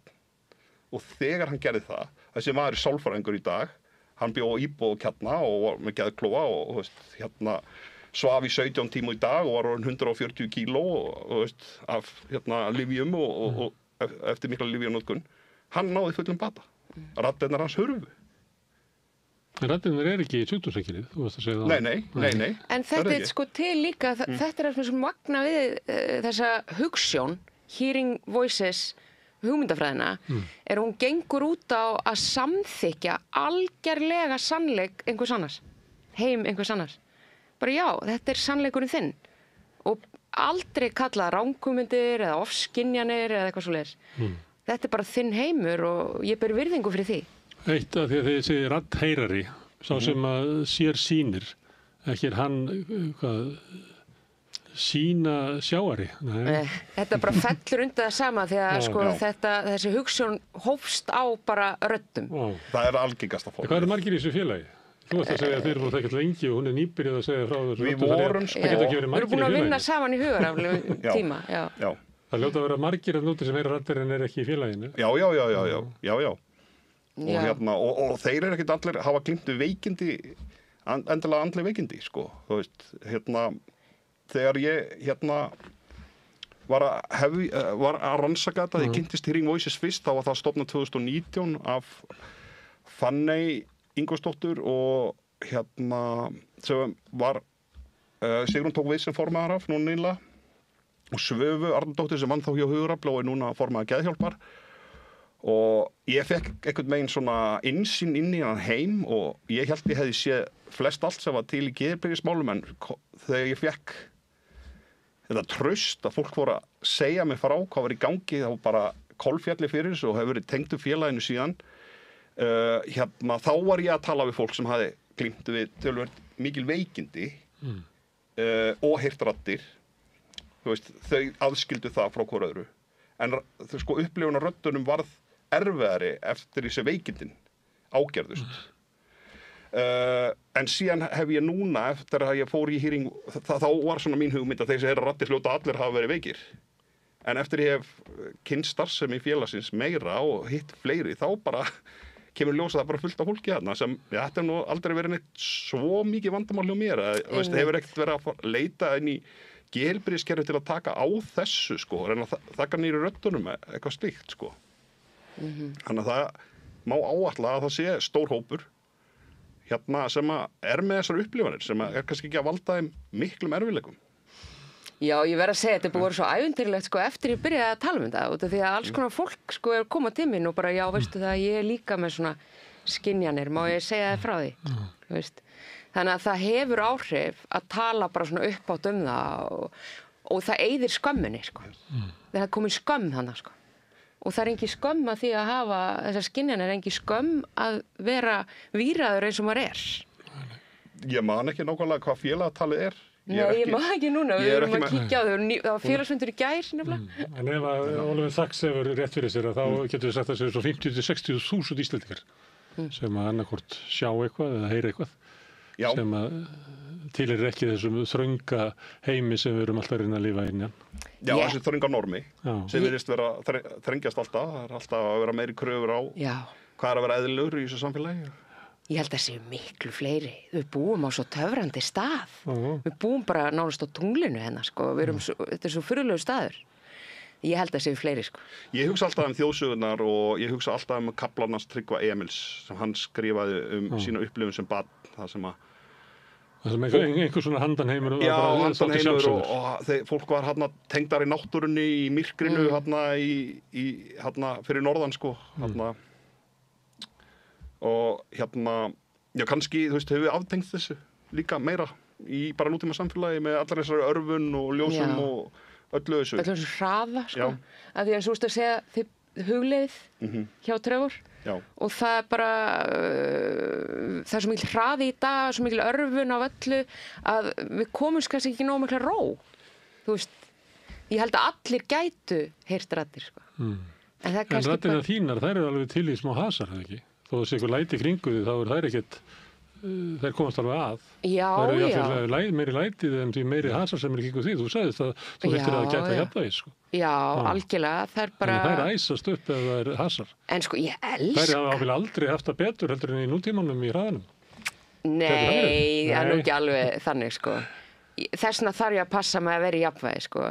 Af því ef ég hugleið ekki, ef ég sleppi því bara, þá fer ég bara með í þennan rosalega hraða hjartslátt sem er í gangi alltaf á nóti og þá missi ég stjórn á öllu, sko.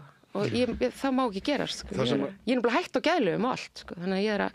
Það sem kom sterkt fram þegar ég var að taka viðtöl fyrir meistararritgerðina mína, þegar ég var að kynnast þessum heimi fyrst, að þeir sem voru í Hearing Voices samþyktu raddirnar eða upplifarnar eða skynjarnar sem eðlilega hluta að sjálfum sér, þau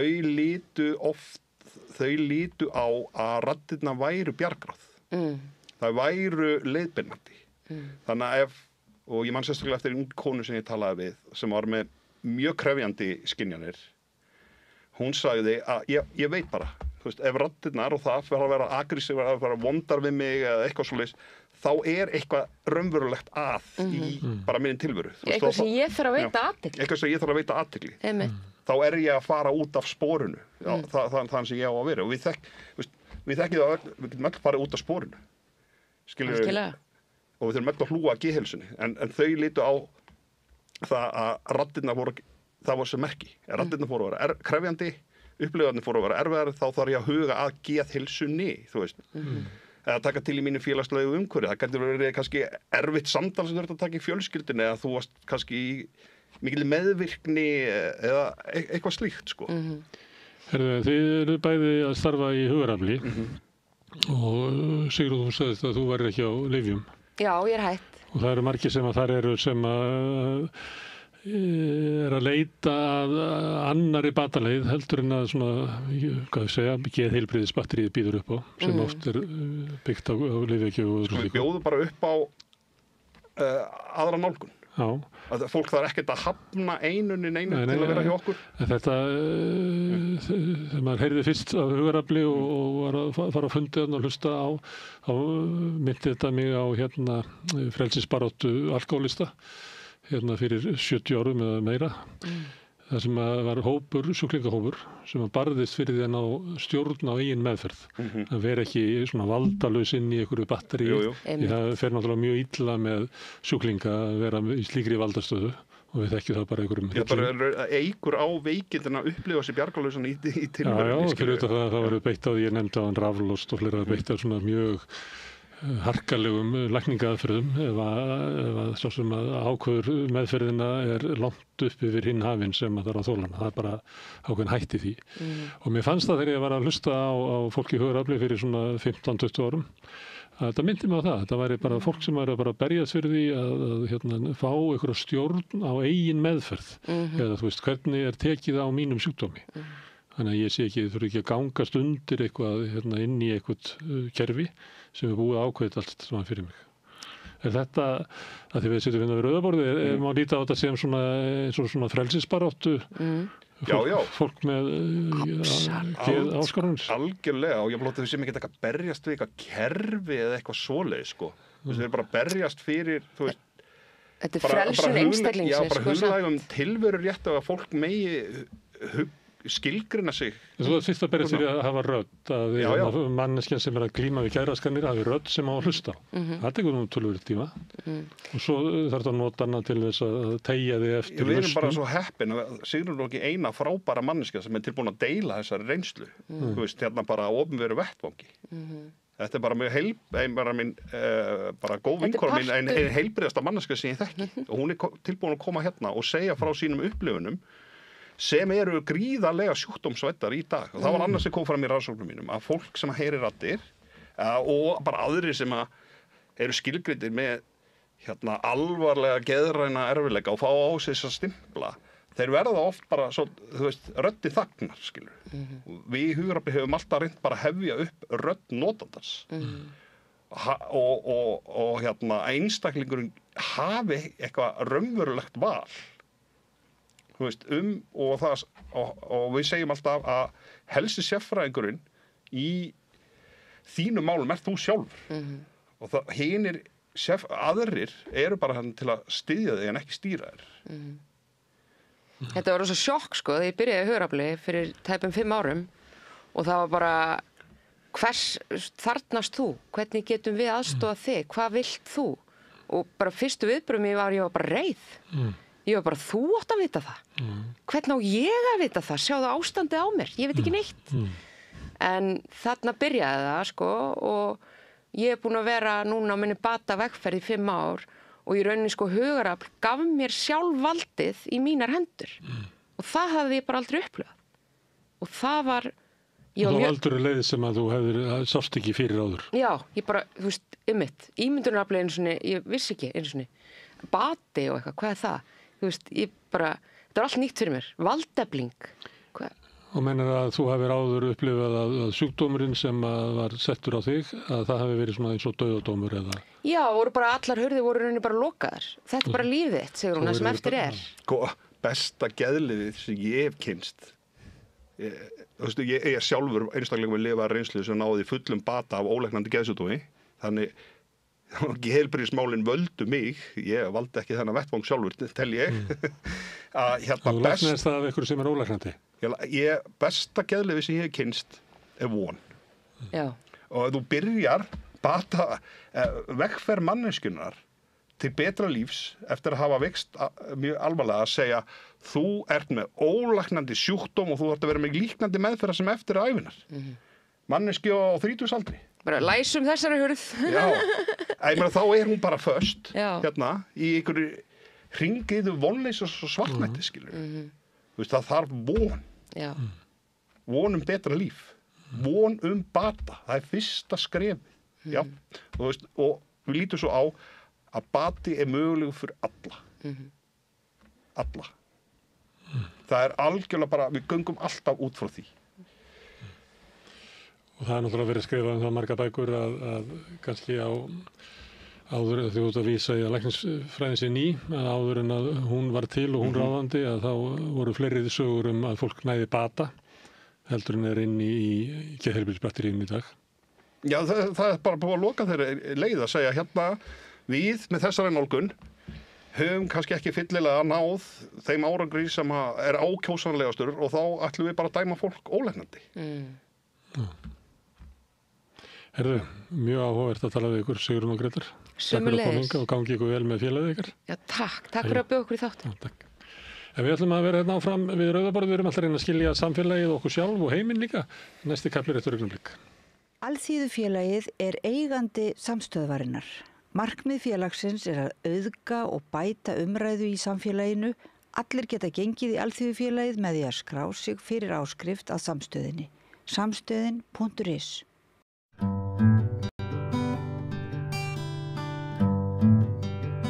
Já, við ætlum að beina spjótum okkar að fátækt, í þetta skiptið fátækt utan höfuðborgarsvæðisins, fátækt á Norðurlandi. Fátækt er falið mein, segir Sæunn Guðmundsdóttir. Hún er einn af stofnendum Norðurhjálpar og hún er á línunni ef tæknin er ekki að bregðast okkur. Heyrirðu í mér, Sæunn? Já, sæll Björn. Sæl og blessuð, gaman að heyra í þér. Sömuleiðis. Þótt umræðefnið sé svo sem ekkert skemmtilegt. En hérna, Norðurhjálp, hvað er það? Við vorum sérst 4 konur sem hérna á Akureyri sem ákvaðum að pröfa að stofna markað sem er alfarið bara allt, við tökum við öllu og seljum það og allur gróði fyrir utanleiguna. Já, fyrir fátæka, bara bónuskort og fleira. Já. Og við stofnum þetta 27. október í hittifyrra og það eykst aðsóknin. Það er engin á launum hjá okkur. Nei. Allt sjálfboðaliðar og við líka náttúrulega og það komið upp í í kringu 300 bónuskort á mánuði. Já. Hvað þýðir það í peningum? Það í kringum 3 milljónir, rúmlega 3 milljónir. Sem þið úthlutið skjólstæðinga? Hverju mánuði. Í hverju mánuði? Já. Og þetta gætu við náttúrulega ekki án þess að fólk búið að vera frábært hérna á Norðurlandi að gefa okkur og versla við okkur. Já, einmitt. Eru það bæði fyrirtæki og einstaklingar? Nei, yfirleitt ekki fyrirtæki. Nei, einmitt. Meira einstaklingar. Reyndar hafa fyrirtæki gefið okkur húsgögn og svona sem að breyta hjá sér. Já. En við höfum engan svona styrki. Nei. Þannig að þið eru svona félagsmála, svona grasrótar, lífræn félagsmála samtök sem eruð í náinni snertingu við fólk sem hefur allt og lítið á milli handana. Já, sannarlega. Það ekkert langt síðan það var frétt í Ríkisútvarpinu minni mig að aldrei hefðu heimilin haft það betra og óvinni margir hefðu legðu fyrir afgang á launum hver mánaðamót en það ekki allra. Sannarlega ekki. Það ég segi, við erum hérna á litla Akureyri og við reyndar erum alveg fyrir Norðurlandið. Já. En bara til okkar erum 300 einstaklingar að sækja kort. Þar bak við þá vitum við náttúrulega mörg hundruð börn og makkar og alls konar.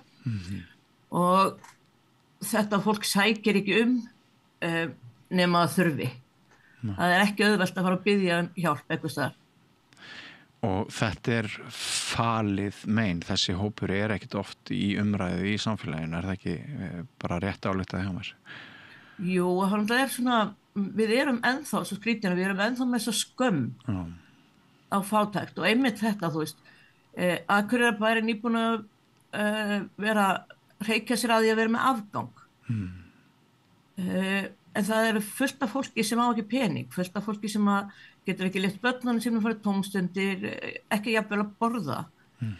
Og ég veit það ekki, ég myndi ekki vera að monta með á því að eiga 2 milljónir á bankabók ef ég gef ekki börnunum mínum að borða eða þau fengi ekki að gera neitt. Nei, einmitt. Og mér fannst þetta, og svona fréttir og vera stolt af þessu, gerir þetta ennþá erfiðara fyrir fólkið. Af því finnst það ennþá meira mislukka að ná ekki saman endum. Einmitt. Sko, hvaða svona breytur á bak við þennan hóp? Þetta fólk sem að á leigumarkaði eða getur aðeins svona reynt að skýra fyrir okkur hvaða aðstæður þarna á bak við? Stór hluti náttúrulega öryrkjar og flestir, mjög margir á leigumarkaði. Það náttúrulega það sem slíka bara þjóðfélagið. Og svo það sem að mér finnst kannski bregður mest við að sjá, það eldra fólki. Já. Kemur hann inn á ellilífeyrir, það nær ekki saman endum. Og við skulum, þetta fólki sem að gerði allt sem við erum í dag. Vegakerfið, rafmagnið, hitan, þú veist, bara allt. Og þetta fólk þurfa að koma og biðja bónuskort til að geta klárað að borða út mánuðinn. Það svo absúrt. Ég verð alltaf fæ bara tár í augun hvert skipti. Þú veist, að ég veit hvað þetta fólk hefur lagt á sig. Ég á mjög fullorðna foreldra, mömmu og lífi, og ég veit hvað þetta fólk vann. Já. Einmitt, þetta ömurlegt. Myndirðu segja að allstór hópur ykkar skjólstæðinga þeirra sem þið veitið aðstoð sé eldri borgarar? Nei, sem betur fyrir ekki stór hópur og sá hópur líka veiti á erfiðast með að biðja hjálp. Já. Því ég sé það bara þegar fólki kemur að það á svakalega erfitt með það. Já, einmitt. Ég brestur í grát og alls konar og þannig að sem betur fyrir ekki stór hópi. Ég veit ekki hvort ég á að segja sem betur fyrir en því að sko það líka, ég glöð að fólk leiti sér hjálpar. Já. Þú veist, við getum ekkert mikið en við getum samt gefið bæði mat og bónuskort. Já. En ég veit bara og ég þekki eins og ég segja því ég á fullorðna foreldra og ég sjálf orðið fullorðin að það rosalega erfitt að fara og viðurkenna það að maður get ekki framfleytt sér. Já. Barnafjölskyldur eru þetta eru til fátæk og svöngbörn á Norðurlandi þessa dagana? Virkilega, það það og það fólk mitt kemur, flestir koma einmitt að því að börnin eru svöng. Þú veist, það auðveldara að biðja aðstoð fyrir börnin heldur en það. Þannig að þetta eins og ég segi stór hópur og þetta núna skólinn var að byrja kannski að redda sig á korflexi einhverja mótnaða en núna þurfa börnin að hafa nesti morgunkaffinu og þau þurfa bara að fá brauðið eitthvað fyrir kvöldið og það bara mjög erfitt sko og þannig að fólk þorir einhvern veginn að koma ef að börnin eru komið inn í þrot. Eru ekki fríar skólamáltíðir á Akureyri eins og Jú, hádeginu. Já, í hádeginu. Já. En eins og við þekkjum sem höfum átt börn í skóla þau þurfa að koma með þetta morgunnestið. Já. Og eins bara borða þau að koma heim og þannig að það stór plús að þeir gerðu fríar skólamáltíðir. Já. Og hér eru við að tala matinn en sem sagt föt og munir, það líka hluti af þjónustunni. Já, fólk getur komið og það getur einmitt aðtuga, bara með eins og núna, við vorum með skólatöskur, við erum með úlpur og húfur og vettlinga og alla fatnað.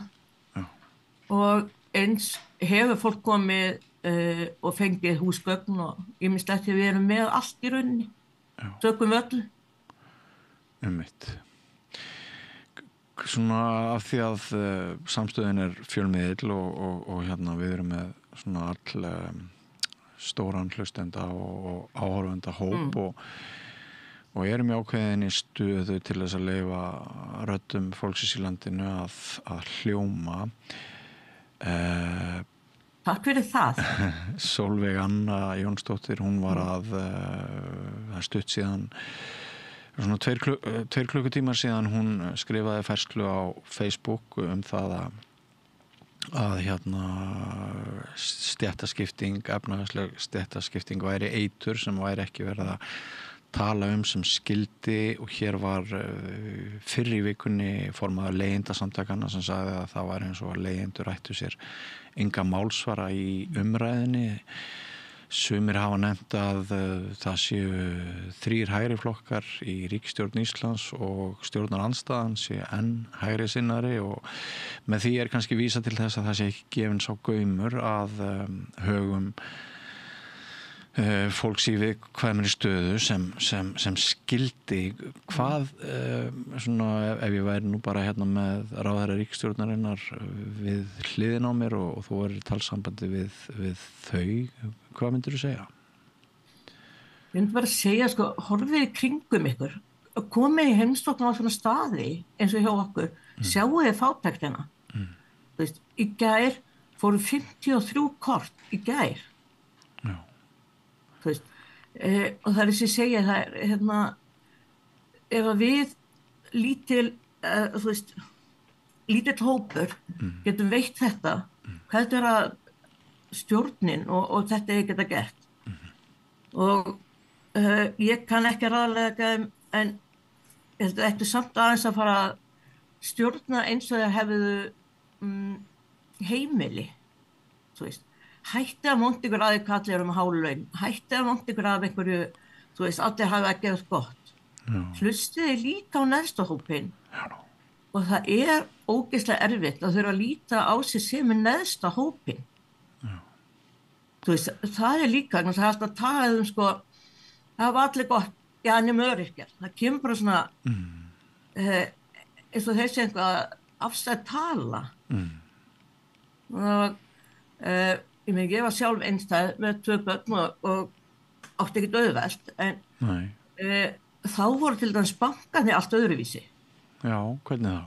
Það er ekki séns núna að fá, við veitum hvernig með íbúa, þú getur ekki keypt. Þegar náttúrulega lögðu niður líka félagslega, húsnæðis sem var, Steingrímur og Davíð á sínum tíma, verkalýðskerfið, ég til dæmis gat keypti því.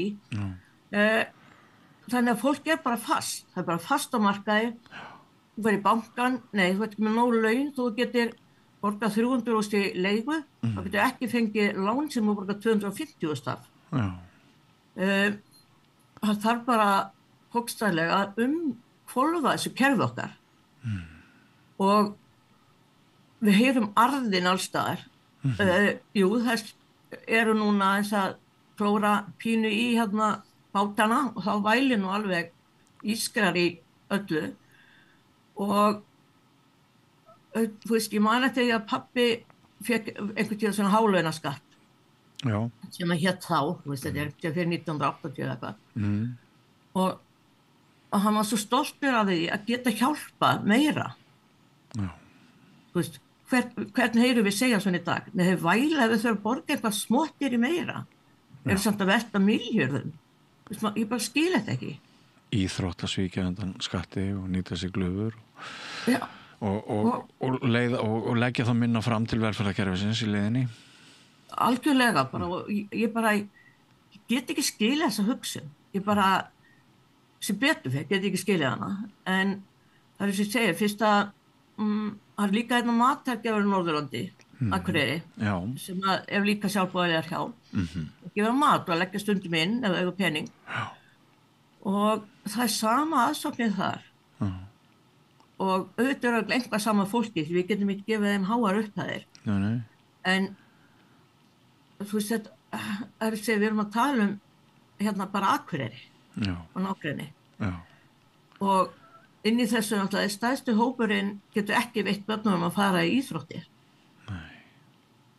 Eða tómstundir. Og svo við hissa á því að börnin komi eitthvað týnt út í lífið unglingar. Hafa ekkert félagslegt bakhald og ég meina við bæði hefum börn sem hafa verið í íþróttum og tómstundum. Og maður sér bara hvað það er félagslega sterkur bakhald. Komu þeir úr því umhverfi. Og þetta er til dæmis eitthvað sem bærin getur alveg lagað. Ég skil til dæmis ekki frístundastyrk því hann fór allir, líka þeir sem ekki þurfa. Ég finnst nær að íþróttafélögin fengju styrk sem að noti bara fyrir þennan hóp sem að þarf. Þú veist, ef ég er með 3 milljónir í laun á mánuði þá þarf ég ekki frístundastyrk. Þú veist, það er svo margt sem þarf svona bara einhvern veginn að endur hugsa í þessu þjóðfélagi. Já, sumir hafa nefnt þennan frístundastyrk sem svona fjarvistar sönnun eða sko alibæ að þarna á sér stað einhver stöðlun sem samt lítur fram hjá aðstæðum og þannig að hvað maður að segja, neikvæðar hliðar þessa fyrirkomulags eru augljósar. Já, og ef maður hugsa bara þá sér maður það. Þú veist, einhver 50 skall yfir árið. Við vitum að það dugar ekki einu sinni fyrir önninni og þá setja foreldrar uppi með það ekki, þá er eftir að kaupa íþróttafötin, alla keppnisferðina sem er orðnar, alveg niður í pínlitla krakka. Þannig að þetta er, og bara mann þegar vann hjá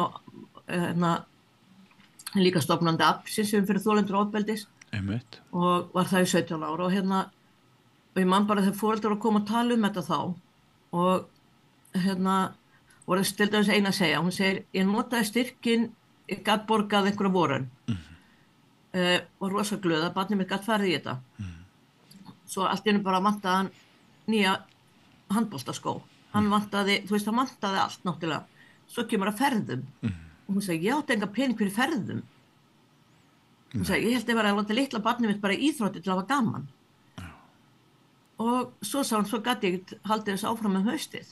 Þannig að ég var svolítið mikið bara gefa barninu mín eitthvað sem hann var svo bara sár haustið að geta ekki notað. Og þetta þarf eitthvað, þú veist, allt svona þarf bara að laga, því þetta er hægt að laga. Og ég eins og ég segi, get ekki skilið okkur bara ekki skipt, að íþróttafélögin geti frekar sótt í þennan pening fyrir börn sem að þurfa. Ekki að sé bara, einhverju sem eiga nógan pening og fyrir þá munar ekkert þessi 50 skall. En þeir taka hana því þeir eiga hana. Og það svo margt svona og náttúrulega, talað ekki leigumarkaðinn, hann náttúrulega bara brjálaður, hann hækkar og hækkar hérna á Akureyri og nálgast Reykjavík. Já, það svo óheilla þróun hefur sem sagt færst norður líka. Já. Svona minnlega 4 herbergja íbúð á réttu 300.000. Já. Hefði kostað 150 skall fyrir nokkrum árum kannski bara. Já. Og fólk sem að borga 300.000 í leigu á ekki háu launum eins og öryrkjar eða einstæðar mæður hver sem að hvernig það geta safna fyrir íbúð, hvað það eiga afgang fyrir mat og ég tókum á einni núna fyrir nokkru dögum sem borgar 270.000 í leigu, hún fær 340.000 útborgað og 1 meðlag og fyrir það á hann eftir að gera allt. Og það bara, segir sig sjálft, það bara ekki hægt. Maður hefur smá áhyggjur af því að bakgrunnur pólitíkusa, ráðandi pólitíkusa sé full einsleitur, það vanti fulltrúa fólksins sem koma frá efnalitlum heimilum og þekkja það fátækt ein raun og svona. Þessu stundum haldi fram þingmannahópinn hér sunnan heiða og meðlimir ríkisstjórnarinnar. Hefur líka fundist með bæjarstjórn Akureyrar að svona fátæktar raddirnar þar skorti mögulega vegna þess að bakgrunnurinn orðinn of einsleitur? Já, og ég held líka að það sem ég segi, þegar þú hefur aldrei haft erfitt þá getur ekki sett í þau spor og bara Heimir reyndi að koma heimsótt okkur en Heimir átna en það eini sem að hefur eitthvað bara spurt þessa starfsemi. Já, hann var einhvern tímann oddviti sjálfstæðismanna í bæjarstjórn. Já, hann og það sem ég segi en það ekkert spurt út í þetta, það ekkert haft samband. Hins vegar hefur við fengið skjólstæðinga sem Akureyrarbær hefur sendt sem örugglega félagsmáli, ég hef ekki spurt hvert, það er bara sagt þeim frá okkur og þá ég bara svona þeir vita verið til en þeir ekki að reyna að ná einhverju samstarfi eða gera eitthvað og þetta eins og ég segi, við til dæmis höfum allar verið einstæðar maður sem stofnum þetta þannig við þekkjum og þess vegna förum við í þetta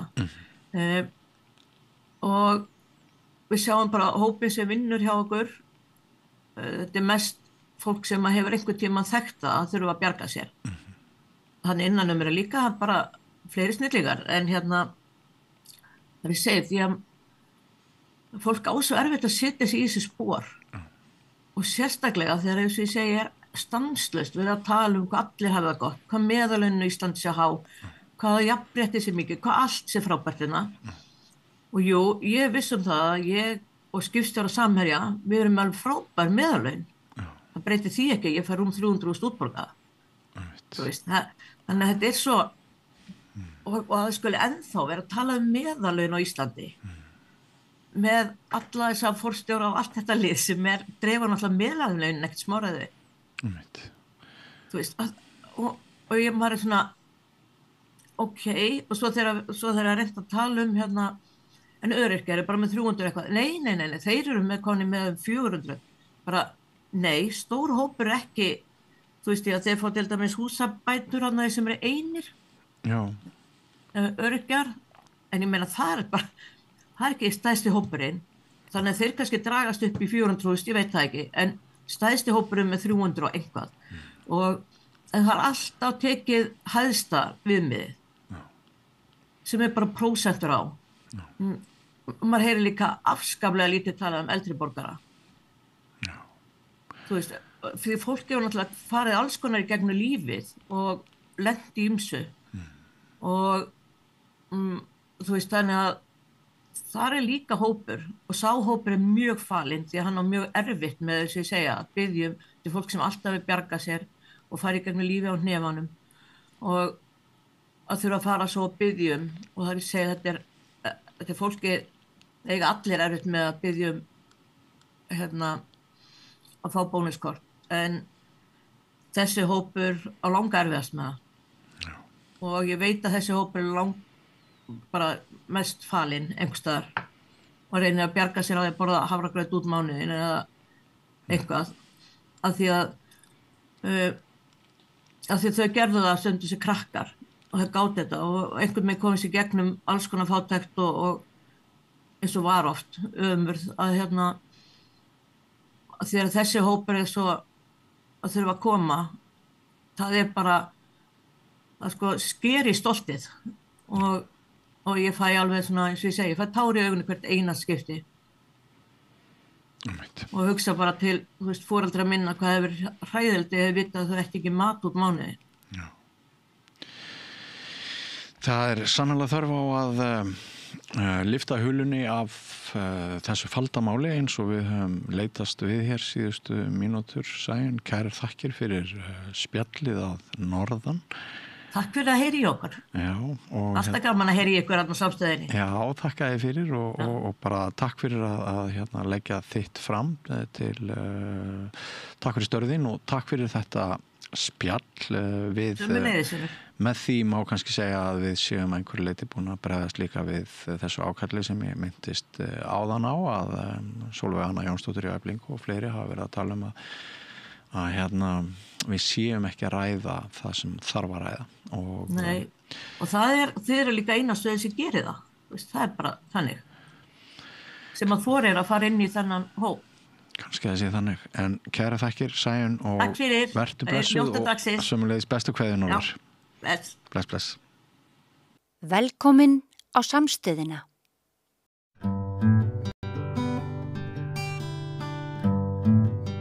Það aftur komið að leikhúsi, við byrjum á því síðlega vetur að fjallum leikhús við Rauðaborðið, þá var ég sendur í leikhús og svo fékk ég aðstandendur sýningarnar til þess að ræða hana og hérna svona eftirheldur af síðlega vetri því þá var frumsýnt leikritið Innkaupabókin í Borgarleikhúsinu og ég fór þá á þá sýningu og svo verið að taka hann upp aftur núna í Borgarleikhúsinu þannig að þið getið farið á hann eða þið viljið og hingað eru komnir aðstandendur sýningar, það Friðgeir Einarsson sem hluti af leikhópnum Kryðplir sem setur sýninguna í Borgarleikhúsinu og semur hann að ekki?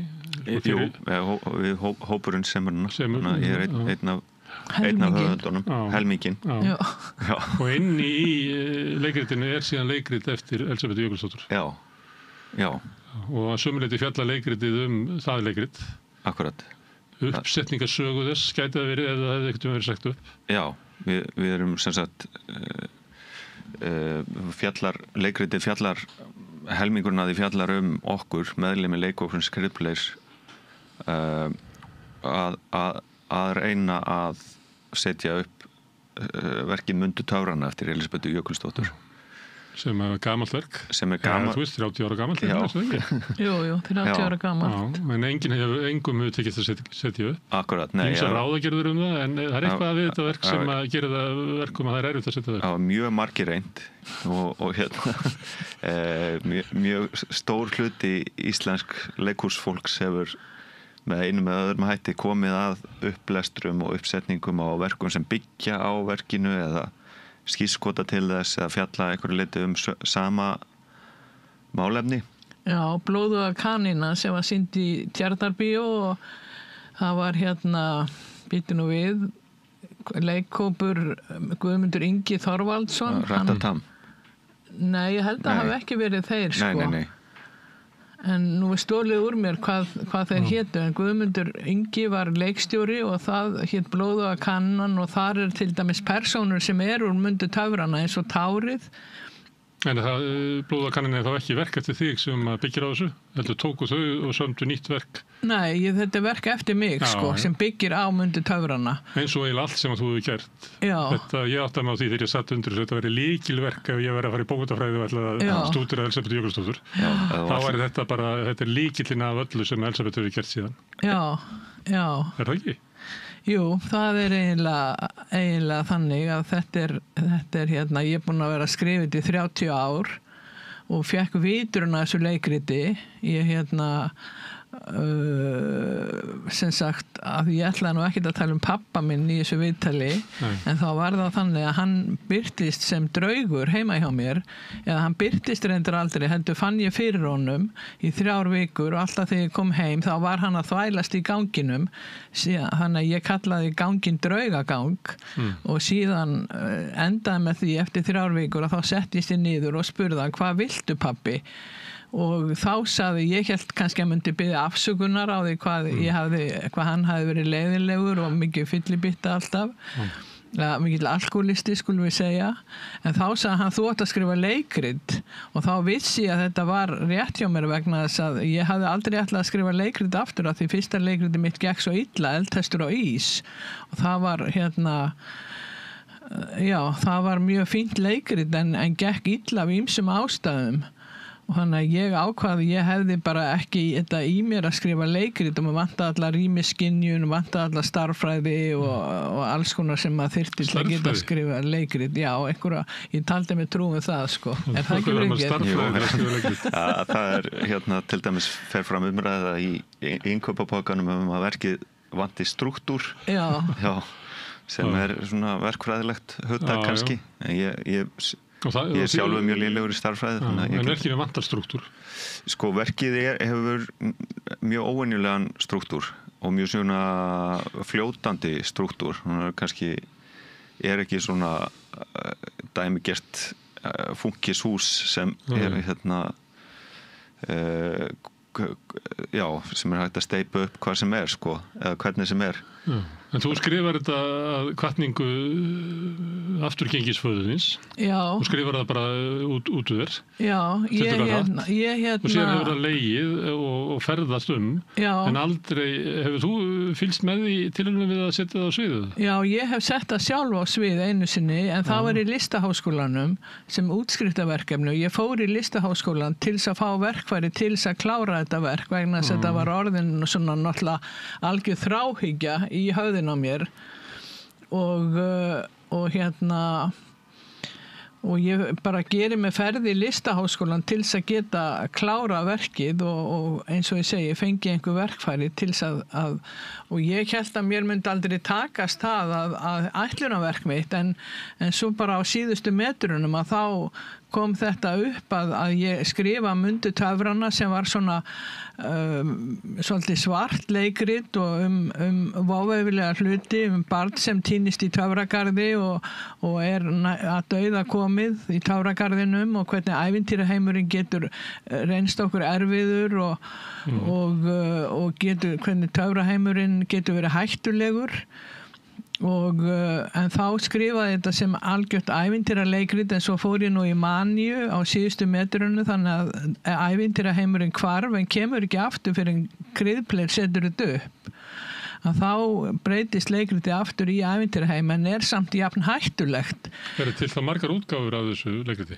Já, það eru til, bara ef þú kemur heim til mín þá get ég sýnt þér örugglega 10-20 útgáfur sem allar eru innplastaðar í gormamöppur. Hvaða leikrit setið þið upp? Hvaða útgáfa eru við aftur að vinna með? Það er bara síðasta útgáfan. Já, það er síðasta útgáfan sem Elisabeth sendi Ragnari frænda sínum sem er annara meðlumum leikhópsins Skrifleys. Eins og kemur fram í leikritinu. Já, og við Elisabeth þekkjumst reyndar úr Listaháskólanum þar sem við vorum saman í bekk á sínum tíma. Og en það verður Elisabeth og Ragnar Íslefur eru einhvern tímann að ræðast við í síma og þá kemur upp þessi hugmynd að Elisabeth varpar þessu fram hvort að Kreidbler viljur ekki setja upp þetta verk hérna, Mundu töfrana, hún sitji hérna á þessu leikriti og Ragnari líst fyrst ekkert á það en síðan samfærar hann okkur að þetta sé, þegar hann sjálfur sofið á þessu, að þetta sé kannski sem við ættum að gera eitthvað sem við ættum að gera. Hafðirðu boðið mörgum þetta áður eða? Já, ég hef boðið Þjóðleikhúsinu þetta og Þjóðleikhúsið, Stefán Baldursson reyndist nú leikritinu vel og útvegaði með dramaturg, Hávar Sigurjónsson, og ég var að vinna með honum í heilt ár og það var leikleysi tvisvar í Þjóðleikhúsinu og svo var það leikleysi heima hjá mér þar sem ég fekk aðalstjörnur Þjóðleikhúsins, Þrösli og Ingvar Sig og Margréti Vilhjáms og Stefán kom sjálfur á þann leiklestur. Þetta var bara heim í stofu og allir sátu þétt saman og lásu leikritið og ég man einmitt að Ingvar sagði að honum fyndist að leikriti ætti að heita Elskaðu lífið. Það var sú útgáfa sem að átti að heita Elskaðu lífið og síðan ein útgáfan sem heitir Íslands 1000 tár sem ég skrifaði fyrir leiklistaskólan og þar var Kjartan Ragnarsson minn aðal mentor og hann var rosalega, hann saði hérna, þetta bara bull, þú átt að hætta þessu ævintýra rugli og bara skrifa stelpu sem býr á 12. hæð í blokk og það var hérna Ella eða Dísa, ég man nú ekki hvað hún hét þá, hún heitir ýmist Ella eða Dísa og ég lét hann að búa á 12. hæð í blokk og Kjartan saði, ég las þetta samt fyrst sko, að hann útúðaði nú ekkert ævintýrinu og hann saði þetta væri sambland af hérna, hvað heitir eftir Strindberg aðaleikrið hans, hérna draumleikur, þetta væri sambland af draumleik og Lýs í undralandi, þannig að hærra er náttúrulega ekki hægt að komast. En síðan sagði Kjartan og ég var honum ævilega þakklátt vegna sem ég hélt ég gæti ekki skrifa svona innan gæsalappa realísk leikrit. Þannig að ég sett hana, hún býr bara á 12. hæðinni og 12. hæðin vísa til Sturlungaaldarinnar og hérna og ritun Íslendingasagnana og þetta er... Það var þetta sett upp í leiklistaskólanum? Já, í leiklistaskólanum, þetta leikrit sko. Þetta er byggt líka á Mundu töfrana. Já, en það er ekki Mundu töfrana? Nei, en er... Ég var bara smá ruglaður af því að það var sagt að þetta hefði ekki verið sett upp, svo bara þýlur þú upp uppsetningar og leiklestur og það bara...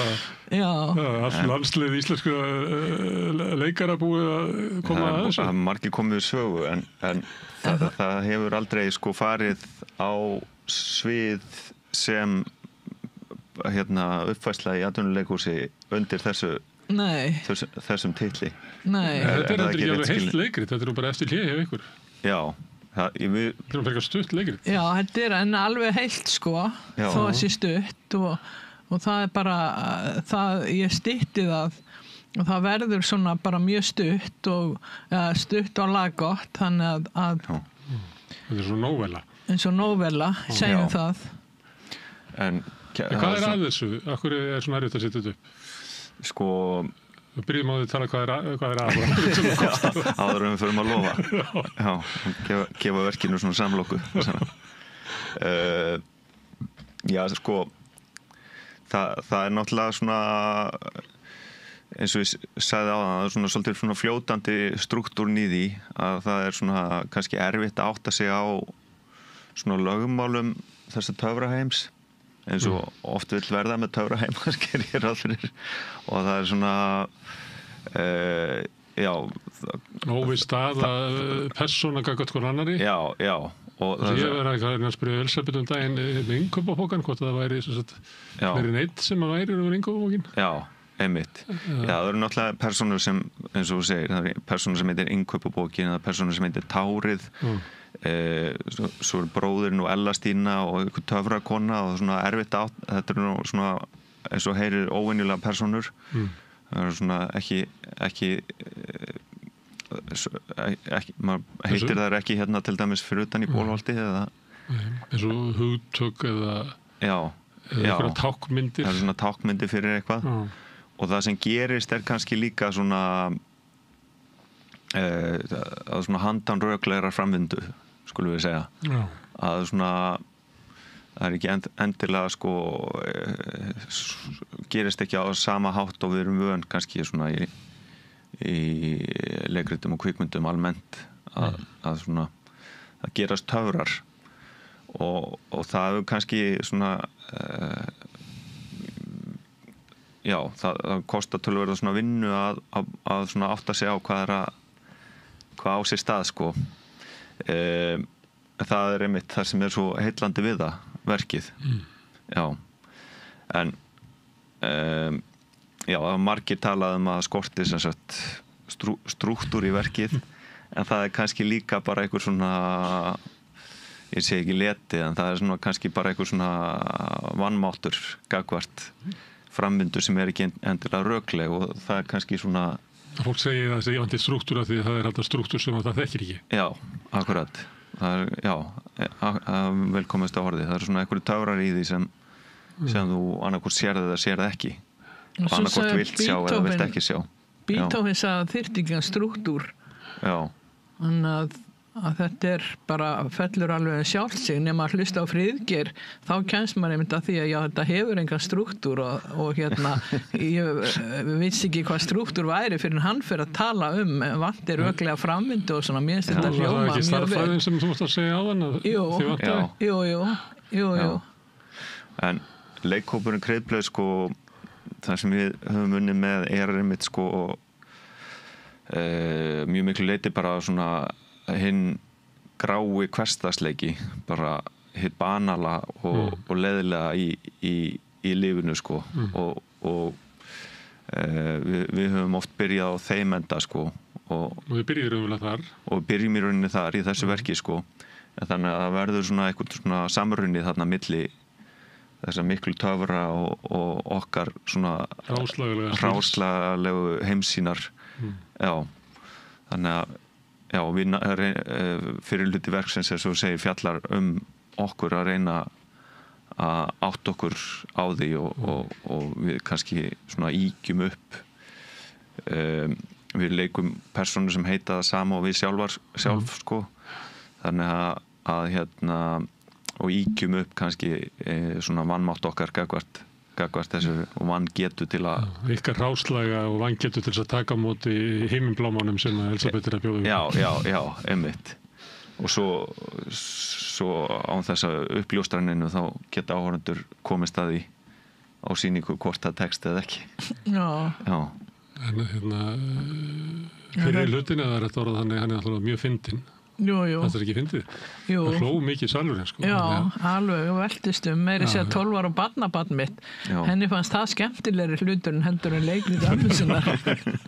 Það var mjög fyndið og salurinn var mjög til í að hlæja með. Þetta var eins og það ekki best gerist í svona náttúrulega ekkert annar mælikvarða eitthvað sem fyndið nema hvort að fólk hlægi. Nei, einmitt, það er mjög skýrt hvort að það á að vera fyndið þá hann 250 stjörnur fyrir það.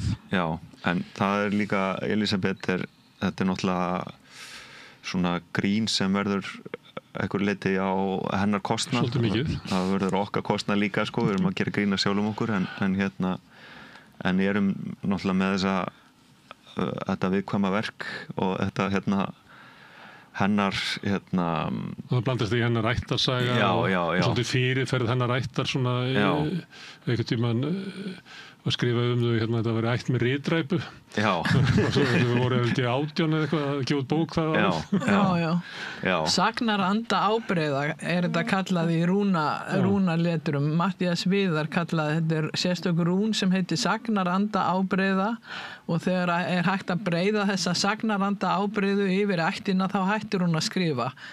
En það er náttúrulega bara einhver sem kann rúnarletur og kann að rista sagnaranda ábreiðu sem það gerist. Sem getur fundið þessum álugum sem er á okkur. Já, þetta er náttúrulega allt stórmerkilegt fólk og ekki gefið mikið inn í samfélagið. Eins og allir og Elisabeth náttúrulega stórmerkileg manneskja en þetta náttúrulega byggir á trausti okkar á milli og hennar til okkar að hún treystir okkur fyrir þessu verki og þó við séum stundum að gera grín þá Já, ég var svo fegin að einhver nefnt að gera grín á mér. Já. Það er ég er að leita þessu, ég fannst þess að það hefði sett inn á Facebook bara nýlega svona ljóð svona bataferli að þakka fyrir hitt og þetta. Já. Var það eitthvað gamalt? Mér var sendur ég var send til Guðmundu Elíasdóttur til að læra að syngja. Er þetta að tala um það? Já, eitthvað í þá veruna. Já, og mér voru sendið tvíburarnir og mér var sendur Ingi til að læra eitthvað ástina, var ekki þetta? Og manían og drikkjan. Geðveikin var send mér. Já, ég sá þetta nýlega og þá var ég eitthvað, að því ég vissi að þið var að koma, þá var ég að hugsa þetta verk aftur. Og það í þessu náttúrulega svona bataferli Elsabetar, í þessu verki. Og maður gæti alveg séð fyrir sig eitthvað geti bara tekið þessar tákmyndir tárið og stúlkuna og fleira sem að væri eiginlega svona vörður á leið Elsabetar til einhvers bata. Já, eins og töfragarðurinn, hann náttúrulega tákn fyrir geðveiki eða óraunveruleika, draumaheim sem að flýr blekkinguna sem að getur flúið í ef að raunveruleikin reynist manni ofviða. Og það kalla ég töfraheim og þangað fer barnið þegar það missi pappa sinn og getur ekki grátið og það leikritið náttúrulega það líka að get ekki fengið tilfinningarlega útrás og þar með verður til kökkull í brjóstinu og kökkur í hálsinum og það sem að veldur því og maður hættir að vaksa, barnið alltaf bara 7 ára þó að tíminn líði, þó að séu komið 30 ár þá barnið alltaf 7 ára af því að tíminn hættir að líða og við þroskumst ekki ef við neitum að gangast við tilfinningum okkar og leif okkur kannski bara að gráta eða kannski þurfum ekki að gráta en allavega að syrgja en ég held að þó ég segi sjálf frá þá held ég þetta tár sé algjörlega einstakt í leiklistasögunni, heldur það ekki Friðgeir? Jú. Ég held að sé ekkert annað tár í heiminum þannig að þetta þið þurfa að koma þessu á svið sko. Dataist að vera með tár tárið stíði frem tárið koma með seinni skipunum sko og tárið á langar einræður sem ég sendi þér einmitt þannig að það gæti verið hægt að setja tárið og einræður þess líka í einhverja einleiki einhverja spin-off sko Já, það var mjög skemmtilegt að sjá leikrit sem var bara með tárinu Já En ég nefni þetta því að margt sem að þú skrifar eiginlega svona leiðina í að ná sönsum og halda sönsum og margt í þessu verki svona, mann finnst eins og það sé svona einhver grunnur af því sem að þú ert síðar að skrifa. Já. Kannski það bara blekking í mínum haus. Já, það svo ég takja það orðið, það náttúrulega eins og ég var að lesa Límonaði frá Diafani núna meðan við vorum að setja upp verkið og þar voru margt sem kallaðist á sko, þannig að talaði innkaupabókan til dæmis og og tárið fjallað það þannig að þessar persónur birtast í mörgum af þínum skrifum, eða ekki? Jú, tárið allavega, það var til dæmis í innkaupabókin, hann alveg nýr og strætóskýlið sko þetta var alltaf skrímsli strætóskýlið líka skrímsli og fjall sko Límonaði frá Diafani, eða ekki? Innkaupabókin? Nei, og strætóskýlið. Já, það? Já, það allavega augnablik þar sem stendur í strætó. Já. Nei, þú ert á Hafnabakkanum að veifa, Já. Pappaðinum sem alltaf alls ekki tala um. Já, akkurat. Treður sér alltaf að. Já. En já, skrimslið og fjallið voru alltaf Já, skrímsli og fjallið voru alltaf innkaupabókin var skrímsli og þegar ég sé það sko, þetta kapitalismin sko, þegar við göngum með skrímslið alltaf hennan eilífa plastpoka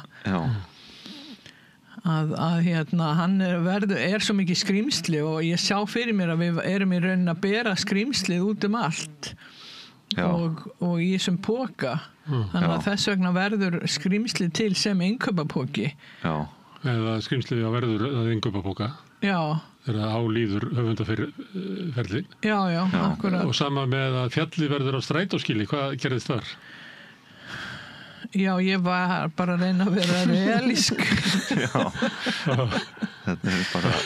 Þetta verður mesti absúrd personar í verkinu sko. Þetta fyrir Kjartan Ragnarsson sem vildi fá meira Kjartan, þetta fyrir Kjartan fjallinu í strætóskýlið Hvað strætóskýlið? strætóskilið. Það bara þetta furðulega, það náttúrulega þetta sem ekki lengur til og það náttúrulega atkvarf plastpoka, það atkvarf, rusl atkvarf af því þegar þú kemur í strætóskilið þá alltaf eitthvað kókglas, tómt kókglas, tómur innkaupapoki og svo þetta líka atkvarf, ég veit einn vinur minn, hann fór alltaf til að biðja, hann notaði þetta sem altari og þannig að þetta svona atkvarf, rusl atkvarf og líka skjól fyrir veður og vindum og svona hálfuleyti svona hálfuleyti, akkurat að hálfuleyti það má ekki vera en ég veit ekki alveg ég kann ekki bara alveg að svara því hvað strætóskili táknar sko. Það eitthvað svona biðstaður þar sem maður býður eftir að já, auðvitað færður eitthvað annað já og Já, auðvitað, hann alltaf með þetta fríkir sko. En er þetta ekki þannig að innkaupapoki dagar eiginlega svona upp í strætóskili? Kemst ekki út úr því? Jú, hann ratar ekkert annað hann frelsaður við að vera bent að geti farið eitthvað annað Já, og þau fara öll eitthvað, svo kemur strætó sko, þau fara öll eitthvað Já, þau eru först í táraheimunum og strætó kemur og einhvern veginn færa þau aftur til raunveruleikans en innkaupapokin er líka raunveruleikin og Já Þannig að þú sér það svona, það engin ein leið að túlkuna þessu, það kannski til að svara aftur spurningunum akkur það erfitt að setja þetta upp verk eða akkur margir hafa veigrað sér við því að það engin svona það þarna strætóskili sem er fjall kannski, veit ekki það getur verið flókið innkaupapoki sem gæti verið kapitalismin, gæti verið líka innkaupapokin samt svona karl eða ekki í lífi stúlkunar Jú, hann er faðir stúlkunar í Mundu Töfrana Jú hann er svona hefur svolítið svona sterkan presens eins og við túlkum það allavega leikhópurinn Já Hann er líka eitthvað svona feðraveldis tákn eða karl bara í lífi konu Hann er ekki kona, innkaupapokin Nei hann er karl, eitthvað svona karltákn sko eða kannski er hann bara hvorki karl né kona hann er tákn fyrir föðurinn samt Já, standa vonið til að hann sé fullur af mat og færi Björg í bú en svo er hann bara tómur og rifinn og reynist hann bara drullusokkur fyrir árinir Fríkir, hann er búin að vera að pæla í þessu sko. Þetta er leikritið sem er sett upp en fyrirlutin náttúrulega fjallar leikhópinn þannig ef við erum að tala að þetta sé svona líkill að höfundarverki Elsabetar þá lítur þetta að vera að fjalla ykkur Já Og hvað er Kryddpleir?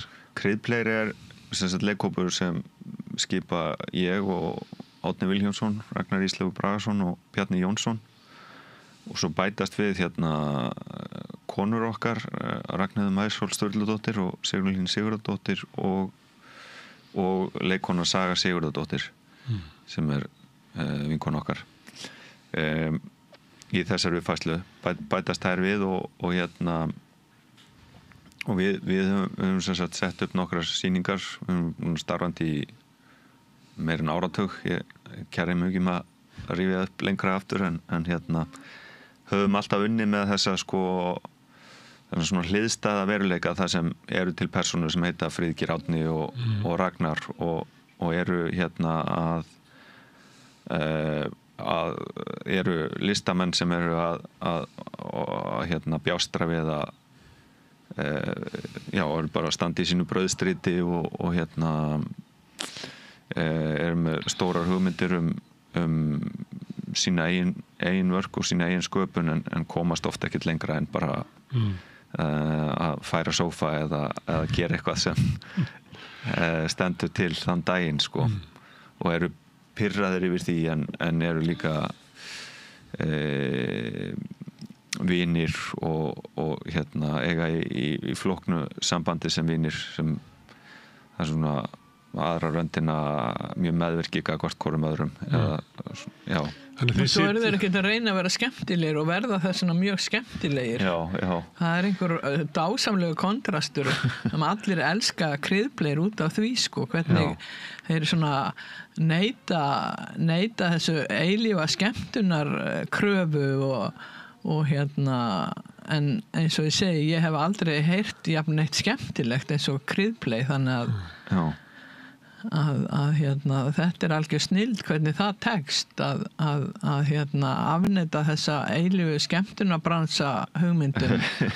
Já, þeir eru mjög svona kannski sérstaklega Friðgeir í verkunum, mjög svona einþykkur og frekur og vill aðra röndina slá í gegn en hinna röndina aldrei gera neinu til geðs og Ragnar er svona vinurinn sem vill hafa alla góða og meðvirkur með öllum og Árni er einhvers konar svona deig þarna milli með kannski vantar stundum struktúr í sína tilveru þannig að við höfum svolítið verið að vinna með þessi sambönd sko í þeim sögum sem við höfum sagt sem oft sko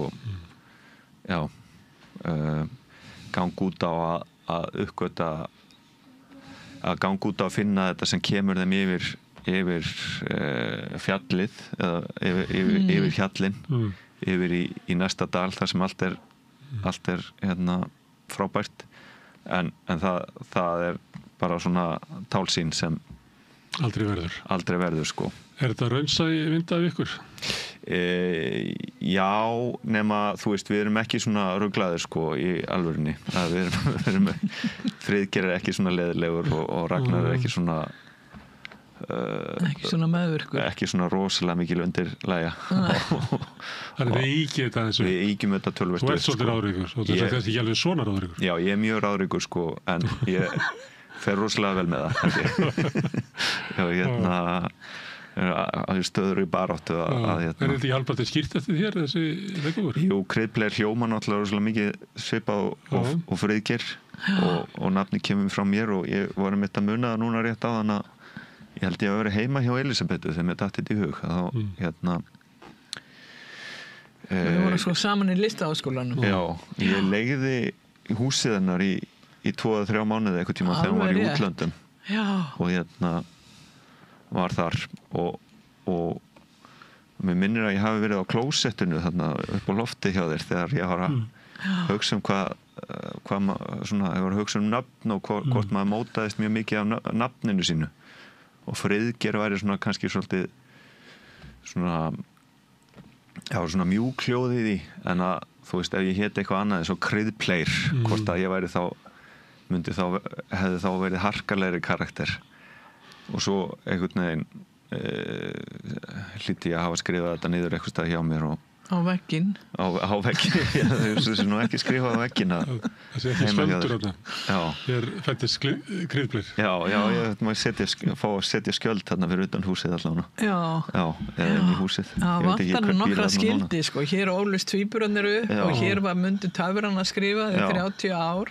og hér fættist kryddbleir einmitt en síðan vorum við byrjaðar að vinna saman við 3 og síðan við 4 Bjarni Jónsson er alltaf bak við tjöldin sem svona skrifa niður og heldur utan handritin og leikstýristundum og við vorum að sækja eitthvað styrk fyrir eitthvað sem ég hafði samt skrifað og ég fylli bara út þetta á styrkumsóknina kryddbleir og þannig það er nú bara öll sagan sko það komi peningar sérstaklega það komi peningar og follow the money story einmitt, það var einhver sem vildi borga fyrir eitthvað sem kryddbleir ætlaði að gera og þannig við komum að breyta því ekki Ertu ánægð með sýninguna?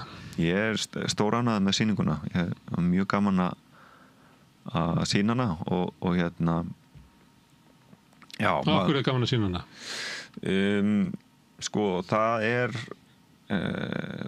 bæði akkur það er bara við höfum náð að segja sögu sem er algjörlega okkar hún fellur vel í krami hjá þeim áhorfendum sem koma Já, mér finnst það svolítið ábyrjandi þegar ég fór sko. Áhorfendur voru rosa viljur til þess að hlæja og svo viljur til þess að fara inn í ævintýrið og reyna að skilja það Já, einmitt maður finnur oft fyrir áhorfendum Já, það líka mjög gaman að þú veist, þetta svona ný áskorun fyrir okkur að setja upp verkinu Elísabetar sem þú veist, ólíkt því sem við höfum unnið með áður og við verðum einhvern veginn að nálgast það bara eins og leikhúsfólk gerir yfirleitt eða leikarar gera yfirleitt að reyna að gæða persónurnar einhverju lífi En það ekki samt að þarna eru persónur að leika persónur? Jú, það líka Þú ert ekki að leika persónu?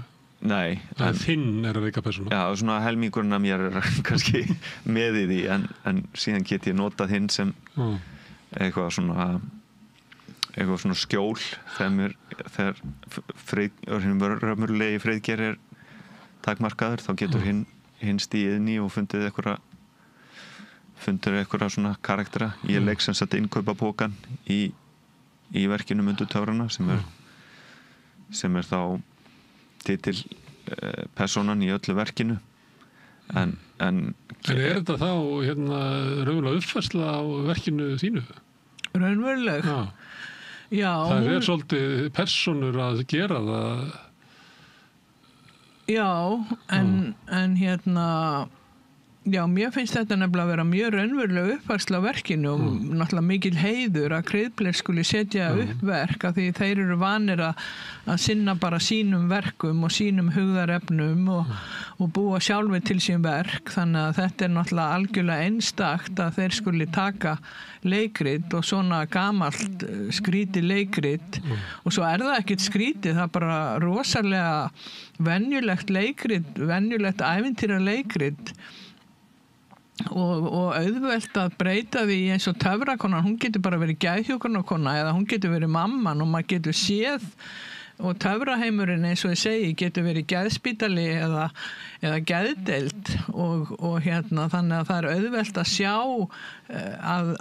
sjá hvað táknin í verkinu þýða allavega fyrir mig og ég held að undirvitundin í áhorfendum, hún túlki þetta allt saman líka eins og einhver sagði, vinkona mín sagði það inn í mér töfragarður og ég hafði ekki hugmynd það fyrir ég sá verkið og fyrir mitt leyti þá þetta nákvæmlega eins og mér langaði til að þetta yrði vegna þess að ég var alltaf að skrifa þetta átt að vera það góða og fallega í heiminum, alltaf góða og fallega og síðan breyttist þetta og þetta átt að verða ofsalega svona dark og sifjaspell og eitthvað hræðilegt en síðan bakka ég aftur úr því þar að vísa sifjaspell í blóðugu kanunni og það stríð og það svona mjög dark leikrit en síðan og partarnir kom alltaf í sögu en í þessu leikriti þá þetta orðið mjög einfalt og það eru engir partar nema það hægt að líta á innkaupapokan,